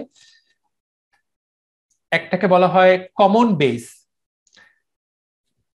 যেখানে পিট কমন, মানে দুজনের জন্যই বেসটা কমন। মানে এখানে ছবি দিকে তাকায় দেখো, এই পাশে আইই, এ পাশে আইসি, এ পাশে আইই, এ পাশে আইসি। আইবি দুইজনের সাথে যুক্ত হয়েছে, এটার সাথেও যুক্ত, এটার সাথেও যুক্ত, এটার সাথেও যুক্ত, এটার সাথেও যুক্ত। এটাকে বলে কমন বেস। সো ঠিক আছে, এটাকে বলা হচ্ছে সাধারণ পিট বর্তনী। এটা হলো এক ধরনের। আচ্ছা ফাইন। আরেকটা হলো কমন এমিটার, যেখানে এমিটারটা কমন, এমিটার দুইজনের সাথে যুক্ত হবে। তাকায় দেখো, এমিটার একদিকে আইসির সাথে যুক্ত, আরেকদিকে বেসের সাথে যুক্ত, তাহলে এটাকে বলা হবে কমন এমিটার। একইভাবে আমরা দেখব যে কমন কালেক্টর, আমরা দেখবো যে এখানে কমন কালেক্টর, সে একদিক দিয়ে আইবির সাথে যুক্ত হবে, আরেক দিক দিয়ে আইইর সাথে যুক্ত হবে। সো এই হলো কমন। তাহলে কয় রকম হতে পারে? 3 রকম হতে পারে। এখন এই 3 রকম হতে পারে, শুধু এটি আমরা জানবো, এটা ডিটেইলে আজকে যাওয়ার কোনো সুযোগ নাই। পরীক্ষার জন্য যে জিনিসটা খুবই গুরুত্বপূর্ণ, পরীক্ষায় যে লাইনটা থেকে প্রশ্ন আসবে, তোমরা যারা এখানে ক্লাস করছো, এই দেখো এগুলো আমি পেজগুলো কিন্তু পার করে চলে যাচ্ছি ছোট ভাই আপুটা। এগুলা মেডিকেল ভর্তি পরীক্ষায় প্রশ্ন আসবে না এগুলো থেকে, এটুকু গ্যারান্টি দিতে পারি। এগুলো থেকে অবশ্যই এইচএসসির জন্য লাগতে পারে, কোনো গ্যারান্টি নেই লাগবে কিনা, কিন্তু এগুলা থেকে মেডিকেলের জন্য যে লাইনটা লাগবে, এই 3টা বর্তনীর মধ্যে সবচেয়ে বেশি ব্যবহৃত হয় কোনটা? Common emitter. সো কমন এমিটারটাই হলো সবচেয়ে বেশি, কারণ এর পাওয়ার সবচেয়ে বেশি, সেই জন্য এটার ব্যবহার সবচেয়ে বেশি। দেখো পরীক্ষা এটাই আসবে যে কোনটা সবচেয়ে ভালো, কমন এমিটার, কারণ এর প্রবাহ বিবর্ধন এবং ক্ষমতা বিবর্ধন, অর্থাৎ এর পাওয়ার সবচেয়ে বেশি, এবং সেজন্য দুনিয়ার মধ্যে কিন্তু এই 3টাই সবচেয়ে বেশি ব্যবহৃত হয়। তাহলে কোনটা সবচেয়ে বেশি ব্যবহৃত হয়? সাধারণ নিঃসরক বা কমন এমিটার। আপনি যদি এই কথাটাই মনে রাখার চেষ্টা করেন, তাহলেও কিন্তু আপনি উত্তর মোটামুটি প্রশ্ন যেটা আসবে আপনি সেটা উত্তর করতে পারবেন, আশা করি পারা যাবে ইনশাল্লাহ। ঠিক আছে, ওকে। এখন এখানে 2টা শব্দ দেওয়া আছে, একটা হলো প্রবাহ বিবর্ধন, একটা ক্ষমতা বিবর্ধন। এটাই হলো আজকের দিনের মোটামুটি অন্যতম শেষ আলোচনা। এখানে আমরা দেখো, এখানে বলা হয়েছে বিভিন্ন ধরনের বিবর্ধন, কমন এমিটারের বিভিন্ন ধরনের বিবর্ধন। এখানে 2-3টা সূত্র আবিষ্কৃত হবে, সেই সূত্রগুলো আমরা এখন দেখব। একটা সূত্রকে আমরা যদি সূত্রের দিকে তাকায় দেখি, একটা সূত্রকে বলা হচ্ছে প্রবাহ বিবর্ধক গুণক বা সংক্ষেপে বিটা। ঠিক আছে, বিটা প্রবাহ বিবর্ধক গুণক, অর্থাৎ প্রবাহ কতটুকু বাড়বে সেটার জন্য আমরা একটা গুণক পাই, যেটাকে সংক্ষেপে বিটা দ্বারা প্রকাশ করা হয়। আমরা একাডেমিক যখন ক্লাস নিব তখন আরো বেশি জিনিসটা ক্লিয়ার হবে, কিন্তু মেডিকেলের জন্য দেখো এটাকে বলা হচ্ছে বিটা। সূত্রটা আমি ব্রেনের মধ্যে আজীবনের জন্য ঢুকাই দিচ্ছি। বিটার সূত্রটা কিভাবে মনে রাখবা? Beta equal to IC by IB, অর্থাৎ এমিটারে কতটুকু কারেন্ট গেল আর বেসে কতটুকু কারেন্ট গেল সেটা অনুপাতকেই বলা হয় বিটা। সো আমরা এটা বিটার জন্য সূত্রটা তাহলে কি ব্যবহার করলাম? IC by IB. পরীক্ষায় কিন্তু এই সূত্রের অঙ্ক আসবে। আমি এটাকে এভাবে মনে রাখি, Bangladesh cricket board, BCB. BCB বলতে বি বলতে এই যে beta equal to IC by IB. So BCB, তাহলে আর কখনোই উল্টা পাল্টা হয় না। তুমি যদি বিসিবি বাংলাদেশ ক্রিকেট বোর্ড মনে রাখো, তাহলেই কিন্তু beta equal to IC by IB তুমি উত্তর করতে পারবা। যে কোনো অঙ্ক আসলেই তুমি এটা উত্তর করতে পারবা। আমি কিন্তু ডিটেইলে যাওয়ার সুযোগ পাইলাম না, কারণ ডিটেইলে যাওয়ার সুযোগ ক্ষমতা কোনোটাই এই মুহূর্তে আমার নাই, টাইমও হবে না। সো তাহলে এটাকে বলা হচ্ছে প্রবাহ বিবর্ধন গুণক। কিভাবে বের করে? আশা করি যারা ক্লাস করলা সূত্রটা কিছুটা তো জানতে পারলা যে কিভাবে বের করে। এটাই দেখো উপরেও দেওয়া আছে, beta equal to IC by IB, এটা কিন্তু এই জায়গাতেও দেওয়া আছে। আরেকটা সূত্র লাগবে, আরেকটা ছোট্ট সূত্র আছে, যে সূত্রটা আমরা জানবো। প্রথমটা কবে হয়েছে? এখানে অনেকেই ক্লাস করছে। ওকে, আমরা 10 মিনিট ক্লাস নিব, তারপরে কিন্তু ক্লাস শেষ হয়ে যাবে ইনশাল্লাহ। BCB, thank you so much. Dazzling class করে কমেন্টও করে ফেললো বিসিবি, আশা করি ড্যাজলিং মনে রাখতে পারবা ইনশাল্লাহ। সো বিসিবির সূত্র, এখন বিসিবি থেকে অঙ্ক আসতে পারে। কি ধরনের অঙ্ক আসবে তার আগে তাকায় দেখো, এই দেখো কোন কমন বেস ট্রানজিস্টরে বেস কারেন্ট এবং অ্যামিটার কারেন্ট যথাক্রমে, বেস কারেন্ট বলতে কি বোঝায়? আইবি, অ্যামিটার কারেন্ট বলতে কি বোঝায়? আইই। তাহলে আইবি দেওয়া আছে, আইই দেওয়া আছে, তোমার কাছে চাইছে কি? আইসি। তুমি জাস্ট বিয়োগ করে দিবা, এই সূত্রটা ফেলবা। এই অঙ্কই কিন্তু মেডিকেল ভর্তি পরীক্ষায় আসবে, একদম পানির দরে সহজ। ওকে, এখন এখানে চাইছে দেখো আলফা। এখন আমরা জানি না আলফা কি জিনিস। আলফা হলো এখানে কারেন্ট গেইন ফ্যাক্টর, এটাকে অনেক সময় আলফা দ্বারা বলা হয়। আলফার ইংরেজি হলো কারেন্ট গেইন ফ্যাক্টর। এইটার সূত্রটা হলো আইসি বাই আইই। ওখানে যেমন আমি তোমাদেরকে শিখাইলাম বিসিবি, এইবার শেখাবো alpha, IC by IE, just পানির মতো সহজ সূত্র। এইটা আমি মনে রাখতাম, এইস আলফা সমান আইসি বাই আইই, আমার এটা কখনোই ভুল হইতো না। সো একটা হলো বিসিবি আইসি বাই আইবি, আর এটা কিন্তু এইস আইসি বাই আইই। সো আশা করি আলফা দিয়ে যদি কখনো চাই, তোমার কাছে আলফা চাইলো, তুমি জাস্ট এইচ বসাই দিবা, দেখো অঙ্ক তোমার পিছনে দৌড়াবে, তোমাকে অঙ্কের পিছনে দৌড়াইতে হবে না। এই চ্যাপ্টার থেকে আমি কেন মাত্র 2টা সূত্র শিখাইলাম, কেন বাকিগুলো শেখাচ্ছি না, কারণ ভর্তি পরীক্ষায়, মেডিকেল ভর্তি পরীক্ষার জন্য এই 2টা সূত্রের অঙ্কই আসলে সবসময় আসে। এই যে আলফা সমান আইসি বাই আইই, এই সূত্র অঙ্ক আসবে। এটা কি বলা হয়? কারেন্ট অ্যাম্পলিফিকেশন ফ্যাক্টর, অনেক সময় এটাকে কারেন্ট গেইন ফ্যাক্টর বলা হয়। এখন তোমাদের মনে হতে পারে যে ভাইয়া আপনি মাত্র খুব ভাষা পড়াইলেন, আমি যা পড়াইলাম মেডিকেল ভর্তি পরীক্ষার জন্য প্রশ্ন এগুলোই আসবে, এর বাইরে কিচ্ছু আসবে না। এখন তুমি এখান থেকে বুঝতেই পারছো যে এখানে আইসি আইই এবং বিটার মধ্যে একই রকম, নিশ্চয়ই আলফা এবং বিটার মধ্যে একটা সম্পর্ক স্থাপন করা যায়। সম্পর্কটা হলো এমন, beta equal to alpha by 1 minus alpha. তোমার বইয়ে শুধুমাত্র তুমি আলফা বের করার পর বিটাও বের করতে বললো, তখন কিন্তু তুমি বিটার জন্য আলফার মান জানা থাকলে এই সূত্র দিয়ে ইজিলি বিটার মান বের করে ফেলতে পারবা।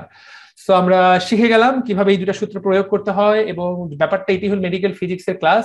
যারা ভাবছো যে আমি পুরো অঙ্কটা করে ফেলবো, আমাদের এই ক্লাসে আমরা পুরো অঙ্কগুলো বা পুরো ব্যাখ্যায় যাব না। এবং এখানে শেষ কথা বলা হয়েছে, সবচেয়ে বেশি ব্যবহৃত হয় কোন ট্রানজিস্টর গুলা, আবারও বলতেছি কমন এমিটার। আজকে ক্লাস থেকে আমি যে তথ্যগুলো পড়াইলাম, এই তথ্যগুলো নিয়ে যদি মেডিকেল ভর্তি পরীক্ষার হলে যাও, আমি গ্যারান্টি দিতে পারি তুমি এই চ্যাপ্টার থেকে যে প্রশ্নটা আসবে সেটাই উত্তর করতে পারবা। বাসায় বসে উদাহরণ 10.3 1 নম্বর অঙ্কটা বসে বসে করবা। তুমি যদি 1 নম্বর অঙ্কটা করতে পারো, ধরে নিবা যে এই চ্যাপ্টারের এই রিলেটেড সব অঙ্ক তুমি পারবা, আর কোনো অঙ্ক না করলেও চলবে। তুমি শুধু 1 নম্বরটা করো, দ্যাট উইল বি 100% এনাফ। শুধুমাত্র গুণ করবা, মানে ভাগ করবা আর বিয়োগ করবা, দ্যাটস ইট। সুইচ হিসেবে কি ব্যবহার করা হয়? ট্রানজিস্টর ব্যবহার করা হয়। ভেতর থেকে পড়ার কোনো কিছু নাই, এটি হলো মেডিকেল ভর্তি পরীক্ষার মজা, যে ভেতর থেকে কোনো কিছু পড়বো না, এইটুকু জানলেই আসলে তোমার পড়া হয়ে যাবে। আমি আর এখান থেকে কোনো কিছু দাগাই দিচ্ছি না। এখানে শুধু জানবা যে লাইট অপারেটেড সুইচ গুলাতে কি ব্যবহার করা হয়? ট্রানজিস্টর ব্যবহার করা হয়, ফলে এগুলো জ্বলে ওঠে। এটাকে বলে এলডিআর বা লাইট ডিপেন্ডেন্ট রেজিস্টর দ্বারা করা হয়। আলো চালিত ডায়োডে কিন্তু ট্রানজিস্টর ব্যবহার করা হয়।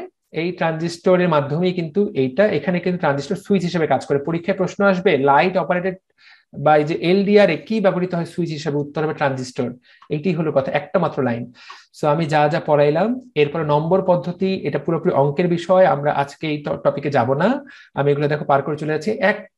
একদম 2 মিনিটের একটা টপিক বাকি আছে, সেটা নাম হলো আইসি নম্বর পদ্ধতি। এটা আমরা ম্যাথের ক্লাসে করব, কারণ এটা একটা আলাদা ক্লাস লাগতে পারে যারা এই জিনিস বুঝো না।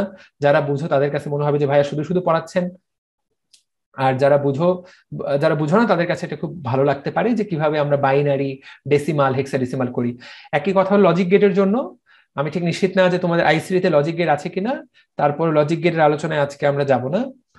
কালকে যে পরীক্ষা হবে সেই পরীক্ষা এগুলা থেকে কোনো প্রশ্ন আসবে না, নাথিং টু ওরি। আমরা যে পরীক্ষা নিব এখান থেকে কোনো প্রশ্ন দিব না, লজিক গেট থেকে আমরা কোনো প্রশ্ন দিব না। একদম শেষের দিকে চলে যাও, আমরা শুধুমাত্র থিওরি অংশটুকু থেকে প্রশ্ন দিব। আচ্ছা, যেহেতু আমি পড়াচ্ছি না, এখান থেকে প্রশ্ন দেওয়া হবে না। একদম সবার শেষে একটা টপিক বাকি আছে, যে টপিকটা না পড়ালে এই চ্যাপ্টারের প্রতি অপমান করা হবে। সেই টপিকের নাম হলো আইসি। একদম পেজ নাম্বার 756, একদম লাস্ট কথা। আইসি নামটার সাথে তোমরা অনেকেই পরিচিত। আমরা অনেক সময় বলি মোবাইলের আইসি কাটে গেছে। আইসি মানে ইন্টিগ্রেটেড সার্কিট। যেই জায়গায় দিন দুনিয়া সবকিছু এতক্ষণ যা পড়লা, কি পড়লা? ডায়োড পড়লা, ট্রানজিস্টর পড়লা, অতীতে পড়ছো কি? রোধক, ধারক, সবকিছু যেই ছোট্ট প্লেটের উপরে বসানো হয় সেই সার্কিটটার নাম হলো আইসি। আই মানে ইন্টিগ্রেটেড সার্কিট। তাহলে পরীক্ষায় কিন্তু প্রশ্ন আসতে পারে ডায়োড ট্রানজিস্টর গুলোকে কিসের উপরে বসানো হয় বা কোথায় রাখা হয়? উত্তরটা কিন্তু হবে আইসি। এবং আইসি কেটে যাওয়া মানে মোটামুটি আইসি কিন্তু যদি একবার নষ্ট হয়ে যায়, দেখো এটা পুরাটাই পরিবর্তন করতে হয়। এইটাই কিন্তু অসুবিধা, কারণ কি নষ্ট হয়েছে এই জিনিস খুঁজে বের করা খুবই কঠিন। আইসির মধ্যে তাহলে সব থাকে, তো আইসির কিন্তু অত্যন্ত ছোট, অত্যন্ত ওজন কম। তার মানে চিন্তা করো, আইসি যদি ছোট হয়, আইসির যদি ওজন কম হয়, তাহলে ডায়োড ট্রানজিস্টর কত ছোট হয়ে গেছে। ঠিক আছে, দামও এগুলোর খুবই কম এবং খুব কম বিদ্যুতের প্রয়োজন হয়। ঠিক আছে, কিন্তু এগুলো খুব ডিপেন্ডেবল, নির্ভরযোগ্যতা অনেক বেশি। মানে আইসি পুরো জগৎ, মোবাইল টোবাইল তুমি যা চালাচ্ছ সবকিছুই কিন্তু এই আইসির উপর বেস করে চলতেছে। পরীক্ষায় এই টপিক থেকে বিগত বছরের প্রশ্নে তাকাই দেখবা, এই টপিক থেকে অলরেডি প্রশ্ন আসছে। নিচের কোনটা আইসির সুবিধা, নিচের কোনটা আইসির অসুবিধা? দামে কম মানে ভালো, this is called IC or Kakoli furniture. So আমাদের এই চ্যাপ্টারের কিন্তু কাকলি ফার্নিচার হলো আইসি, দামে কম কিন্তু মানে খুবই ভালো। ঠিক আছে। সো আইসি আমরা কিন্তু কোনোভাবেই ভুলবো না, দাম কিন্তু অনেক কম, কিন্তু এর মধ্যে রোধক, ধারক, ডায়োড সবই এর মধ্যে বসানো হয়। আশা করি আইসির ফুল মিনিংটা আসলে তুমি উত্তর করতে পারবা। প্রয়োজনীয় সূত্রাবলী, সূত্র আলটিমেটলি যা যা পড়াইলাম, দেখো যা পড়াইছি সূত্র, এই সূত্রগুলো কিন্তু দেওয়া আছে, এইটুকু সূত্রই কিন্তু আমি তোমাদেরকে পড়াইছি। যেই দুইটা পড়াই নাই ওই দুটো তুমি যদি না পড়ো কিচ্ছু যায় আসে না, আমার দায়িত্ব নিয়ে আমি বললাম ওই সূত্র থেকে জীবনও প্রশ্ন আসবে না, এতদিনের অভিজ্ঞতা থেকে বলতেই পারি। তারপর আমি যা বুঝাইছি তাও বেশি বুঝাই ফেলছি তোমাদেরকে। এই সেমিকন্ডাক্টরের ক্লাস আমাদের নিতে ভর্তি পরীক্ষার সময় 20 মিনিট সময় লাগে, কারণ এখান থেকে পড়াইতে হয় মাত্র 5টা পেজ। কিন্তু তোমরা আমাকে বলো আমি যা পড়াইলাম একটু যে বুঝে বুঝে পড়লাম, এতে কিছুটা ব্রেনের মধ্যে প্রবেশ করেছে কিনা। যারা হাত তুলেছে তারা তো বোধহয় প্রশ্ন করতে চাও, প্রশ্ন করবা, কোনো সমস্যা নাই। তার আগে বলো যা পড়াইছি সেটা বুঝতে পারছো কিনা। লামিয়া কেন হাত তুলেছো? জি ভাইয়া বুঝেছি। যে যে লাইনগুলো বলো তো, কোন ট্রানজিস্টরটা সবচেয়ে বেশি ব্যবহার করা হয়, কোন ধরনের ট্রানজিস্টর? ও বোধহয় নিজে নিজে আবার মিউট হয়ে গেল। ওকে, কে বলবে? তনয় বলবে, যারা সবসময় কথা বলে তাদেরকে সুযোগ কম দিচ্ছি। কোন ধরনের ট্রানজিস্টর সবচেয়ে বেশি ব্যবহার করা হয় তনয়? তনয় তো আনমিউট করতে শিখেনি, আমাকে বলবে হলো সাদা। ভাইয়া সাধারণ ট্রানজিস্টর বলছি তো। সাধারণ ট্রানজিস্টর কি নাম? সাধারণ সাধারণ নিঃসারক। সাধারণ নিঃসারক। দেখছো যে এতক্ষণ ধরে ক্লাস করলো, এতবার বললাম, কমপক্ষে 7-8 বার তো বলছি। এতবার বলার পর ও বললো কি সাধারণ ট্রানজিস্টর। ভাই ট্রানজিস্টর কি দুই রকম নাকি, সাধারণ আর বিশেষ? এমন কোন ট্রানজিস্টর কিন্তু নাই। সাধারণ নিঃসারক। আমি তোমাদেরকে এই চ্যাপ্টারে মেডিকেলের জন্য যা যা লাগবে সেই বিষয়ে মোটামুটি আইডিয়া দিয়ে দিলাম। আমি আমার কেস এখানে রেস্ট করে দিতে চাই। ওকে, অনেকে হাত তুলেছে, এটা কি প্রশ্ন করবে নাকি উত্তর চাই যায় না, আমি নিশ্চিত না। সৌরভ বলতেই চায় কথা। ওকে সৌরভ বলো। উচ্চ গতির সুইচ বলতে কি বোঝাচ্ছে? উচ্চ গতির সুইচ মোস্ট প্রবাবলি আমি যতটুকু বুঝি, উচ্চ গতির সুইচ বলতে যেগুলোতে মিলি সেকেন্ডের ব্যবধানে সিদ্ধান্ত নিতে হয়। ঠিক আছে, ওই যে বললাম, যেমন একটা খুব কয়েকদিন একটা মজার প্রশ্ন শুনেছি, সেটা হচ্ছে যে আমরা এখন যে জায়গায় প্রোগ্রামিং করি, তোমরা যেখানে প্রোগ্রামিং লেখো, প্রোগ্রামিং যে জায়গাটাতে লেখা হয় সেইটা প্রোগ্রামিং লেখার জন্য একটা জায়গা দরকার, মানে যেগুলোকে কনসোল বলা হয়। তো প্রোগ্রামিং, এই কনসোলটা তৈরি করা হয়েছে আবার প্রোগ্রামিং করে। প্রশ্ন হচ্ছে যে এই কনসোল তৈরি করার আগে প্রোগ্রামিংটা করলো কোথায়? কারণ প্রোগ্রামিং করেই না কনসোল তৈরি করছে। সো ওই যে প্রথম কনসোলটা তৈরি হয়েছে সেগুলো তৈরি হয়েছে এরকম বিভিন্ন ধরনের সার্কিট এবং ট্রানজিস্টর দিয়ে। সো উচ্চ গতির সুইচ বলতে বোঝানো হয় এই ধরনের ট্রানজিস্টর যেগুলাতে সেকেন্ডের মধ্যে, কুইক মিলি সেকেন্ডের মধ্যে যেগুলো আসলে ডিসাইড করতে পারে। সো আমাদের মোবাইল ফোনে এরকম ট্রানজিস্টর আছে, কিছু অংশ আমাদের সফটওয়্যার ডিফাইন করে যে এটা কোন দিকে যাবে, আর কিছু অংশ হার্ডওয়্যার ডিফাইন করে। তো হার্ডওয়্যারের সিদ্ধান্তগুলা তোমার এই ট্রানজিস্টর গ্রহণ করে। রিম্পি, আমি জানি না কেউ বুঝলা কিনা, যারা একটু টেক নিয়ে একটু পড়ালেখা করো বা যারা জানো তারা আশা করি কিছুটা বুঝতে পেরেছো। রিম্পি বলো। ভাইয়া একটা কোশ্চেন দেখছিলাম যে ট্রানজিস্টরের কোন অংশটি বেশি ডোপিং করা হয়, আনসারটা অপশনে যে কি কি ছিল, এই সবার শেষে দেখো এইখানে কিন্তু একদম সবকিছু দেওয়া আছে, যা যা পড়ানো হইলো সবগুলা লাইন, কিন্তু অবশ্যই বইয়ের শেষে কিন্তু একগুলা লাইন বলা আছে যেগুলোকে বলা হচ্ছে সার সংক্ষেপ। অবশ্যই ভাই সার সংক্ষেপ পড়ে সাইজ করে ফেলতে হবে। কিছু অংশ কিন্তু আমি পড়াইনি, যেটা না হল লজিক গেট, সেই অংশটা বুঝবা না, এটা আগেই বলে দিলাম। কিন্তু অপশন না বলে রিম্পি আমি বলতে পারবো না। যাই হোক, অনেক পড়াইলাম। এটা অনুধাবনে ছিল একটা প্রশ্ন, আমার এটা উত্তরটা জানা নেই তাহলে, যে কোন অংশটাতে বেশি করা হয় আমি এটা বলতে পারবো না। ওকে, আরেকজন লাভ চিহ্ন দিছে, কে দিছে সেটা বলতে পারছি না।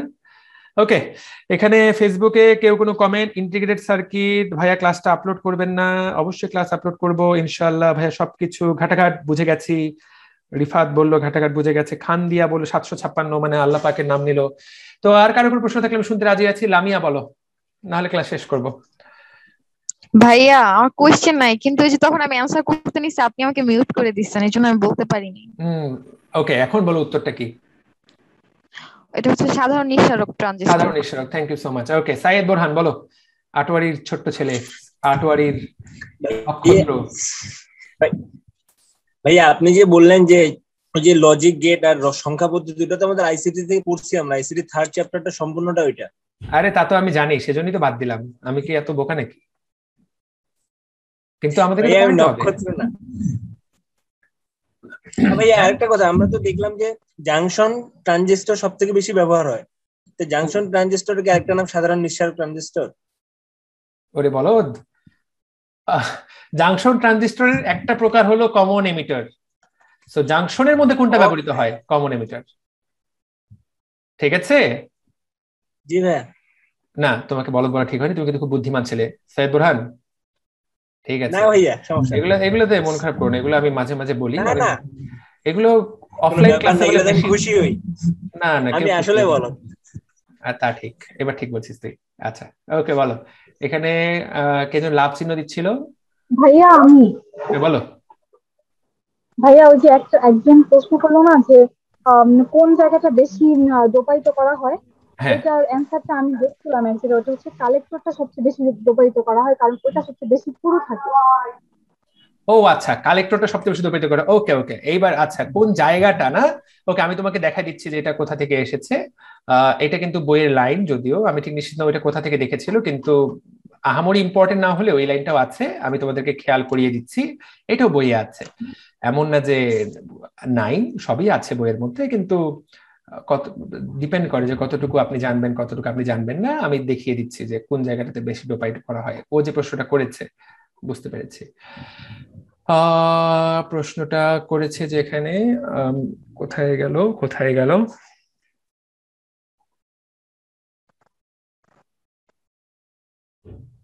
এই যে, ঠিক আছে, এই জায়গায় বলা হয়েছে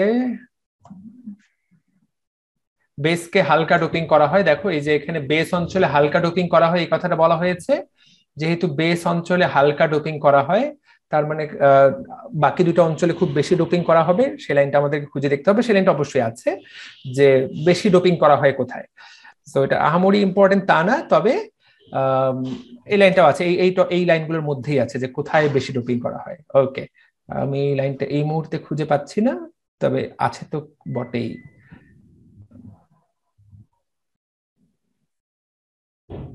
এই লাইনটা খুঁজে পাচ্ছি না যে কেন ওটাকে কম করা হয়, কিন্তু দেখো এই যে বেস অঞ্চলে খুব হালকা ডোপিং করা হয়, বারবার এই কথাটা বলা হয়েছে। আমি ওটা খুঁজে পাচ্ছি না এখন, তোমরা খুঁজে পেলে আমাকে জানিও। ওকে, অনেকে হাত তুলছে। শিমুল খান বলো। সৌরভ খুঁজে পাইছো নাকি? শিমুল খান বলো আগে। হ্যাঁ ভাইয়া। হ্যাঁ বলো। আচ্ছা ভাইয়া, ওই আমরা যারা প্রি মেডিকেল কোর্সে আছি তাদের কি এটা কেনা লাগবো, অ্যাডভান্স মেডিকেলটা? আরে না, কেন কিনবা তুমি? কিন্তু তুমি কিন্তু শর্ট কোর্স করছো। শুধু প্রি মেডিকেলে যারা আছো, যারা একদম আমার প্রাচীন স্টুডেন্ট 4 মাস আগে। আচ্ছা ভাইয়া, ওখানে একটা অনেকদিন আগে পোস্ট দেখছিলাম যে আর 2,500 টাকা দিলে ফুল কোর্স দিয়া দিবেন, এরকম কিছু একটা পোস্ট দেখছিলাম ভাইয়া। তুমি এখনো জয়েন করতে পারবে, কোনো সমস্যা নেই। আগে জয়েন, হ্যাঁ 2,500 টাকা দিলে তুমি জয়েন করতে পারবা। আচ্ছা ভাই, এটাই ভাই। ভাইয়া এই আচ্ছা এই টাকাটা ভাইয়া পেমেন্ট কিভাবে করবো? 2,500 টাকা এটা আমরা গ্রুপে পোস্ট করে দেব। হ্যাঁ, যেভাবে আমাদের প্রসেস একটাই। পুরো বাচ্চা কাচ্চা স্মার্ট হয়ে গেলে আমরা আগের বছর থেকে বিকাশ রকেট সব তুলে দিব। আমরা আমাদের অ্যাপের মাধ্যমে সব পেমেন্ট দিব, কিন্তু বিকাশ রকেটে পেমেন্ট করতে বাধ্য হচ্ছে কারণ বাচ্চা কাচ্চার সবার নিজের বিকাশ নাই এখনো। সেই জন্য, শুধুমাত্র এই জন্য। ফারজানা অনেকক্ষণ ধরে বলার চেষ্টা করছে, হাত তুলে বসে আছে। ফারজানা বলে ফেলো, কি বলতে চাও? হ্যাঁ, আবার মিউট করে আবার আনমিউট করে বলো। ভাইয়া ওই যে ট্রানজিস্টরের অসুবিধা একটা পয়েন্ট ছিল যে এটি উষ্ণতায় খুব সুগ্রাহী, মানে এটা অসুবিধা কিভাবে ওইটা বুঝতে পারি না। সুগ্রাহী বলতে এটা খুব উষ্ণতা সুগ্রাহী মানে কি টেম্পারেচার সেনসিটিভ। কোনো কারণে তুমি ট্রানজিস্টর খুব ঠান্ডা তাপমাত্রায় চলে গেলে দেখা যাবে যেটা নষ্ট হয়ে গেল, এটা একটা অসুবিধা না। এই জন্য সুগ্রাহী মানেই যে সবসময় ভালো হবে তা না। সুগ্রাহী বলতে খুবই sensitive, highly sensitive to temperature. অনেক বেশি তাপমাত্রা হলো, এই যে অনেক সময় হয় না যে ট্রানজিস্টর পুড়ে যায়। কেন পুড়ে যায়? অনেক বেশি কারেন্ট চলে গেল, অনেক তাপ উৎপন্ন হলো, ট্রানজিস্টর পুড়ে গেল। তো এইটা একটা হলো, মূলত এটাই বলা হচ্ছে ঠান্ডার চেয়ে গরমটা বেশি ইম্পর্টেন্ট, এই জন্য ট্রানজিস্টরগুলো নষ্ট হয়ে যায় অনেক বেশি তাপমাত্রা দিয়ে দিলে। তো এটা হলো একটা অসুবিধা। সাহেব ভুইয়া বলে ফেলো ভাই। আচ্ছা ভাইয়া। ভাইয়া ওই যে আমরা পড়ছিলাম যে সম্মুখবর্তী ঝোঁকের ক্ষেত্রে এই যে নি ভোল্টেজ, এটা কি একটু ভাইয়া ব্যাখ্যা করবেন? ব্যাখ্যা, আচ্ছা ওখানে আবার ফিরে যেতে হবে, তো ব্যাখ্যা না করা যাচ্ছে। আর কারো প্রশ্ন থাকলে তারপর ব্যাখ্যা যাচ্ছি। মাহিম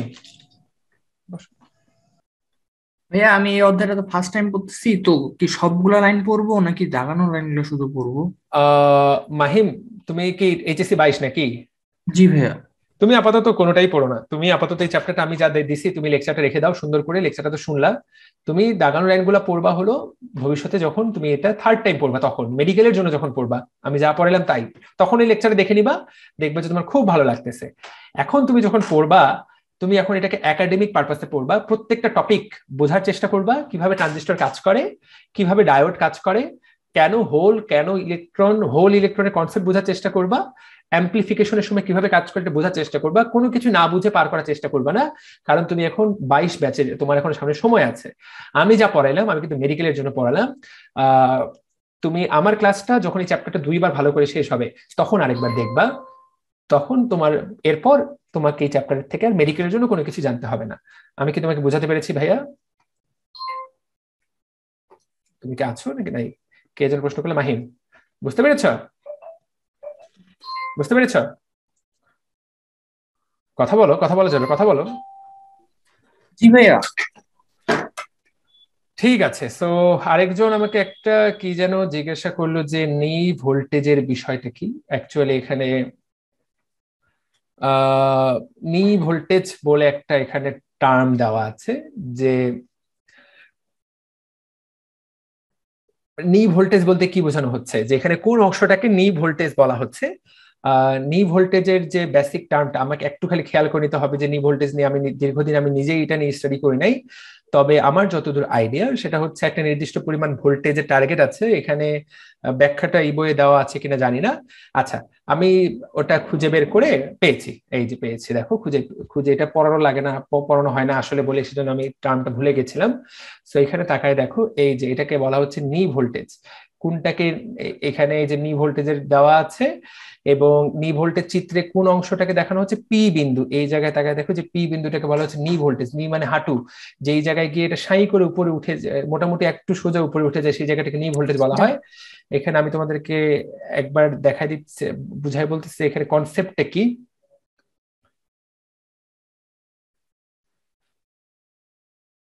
এখানে বলা হয়েছে যে কখন খারাপ ভাবে উপরে ওঠে, কখন আমাদের সম্মুখবর্তী বায়াসে প্রথমে দেখা যায় যে আস্তে আস্তে এভাবে উঠতে থাকে, ভোল্টেজ বাড়লো, ভোল্টেজ বাড়লো, আই বাড়লো, ভোল্টেজ বাড়লো, আই বাড়লো, হঠাৎ করে একটা সময় গিয়ে দেখা যায় যে মোটামুটি গিয়ে এইটা পার হয়ে চলে যায়। এই ধাপটাকে বলা হয় নি ভোল্টেজ। ওইখানে জেনারেল ভোল্টেজের যে বিষয়টা, এখানে নি ভোল্টেজ মোটামুটি একই রকম, তবে একটু আলাদা, কারণ জেনারেল ভোল্টেজে সোজাসুজি নেমে যায়, এটা কিন্তু মোটামুটি বাঁকাভাবে উঠতে থাকে। এবং এই জায়গায় গিয়ে কিন্তু এই নি ভোল্টেজের পরে, এই নি ভোল্টেজের বৈশিষ্ট্যটা থাকার জন্যই কিন্তু লেখটা সর্বদা সরলরৈখিক নয়, এবং এটা সবসময় ভি আই এর সমানুপাতিক হয় না। সো নি ভোল্টেজ কোন জায়গাটা, যেইটার পরে আসলে আইএফ দ্রুত বৃদ্ধি পায়, ঠিক আছে, খাড়া উপরের দিকে উঠে, এই যে এই জায়গায়।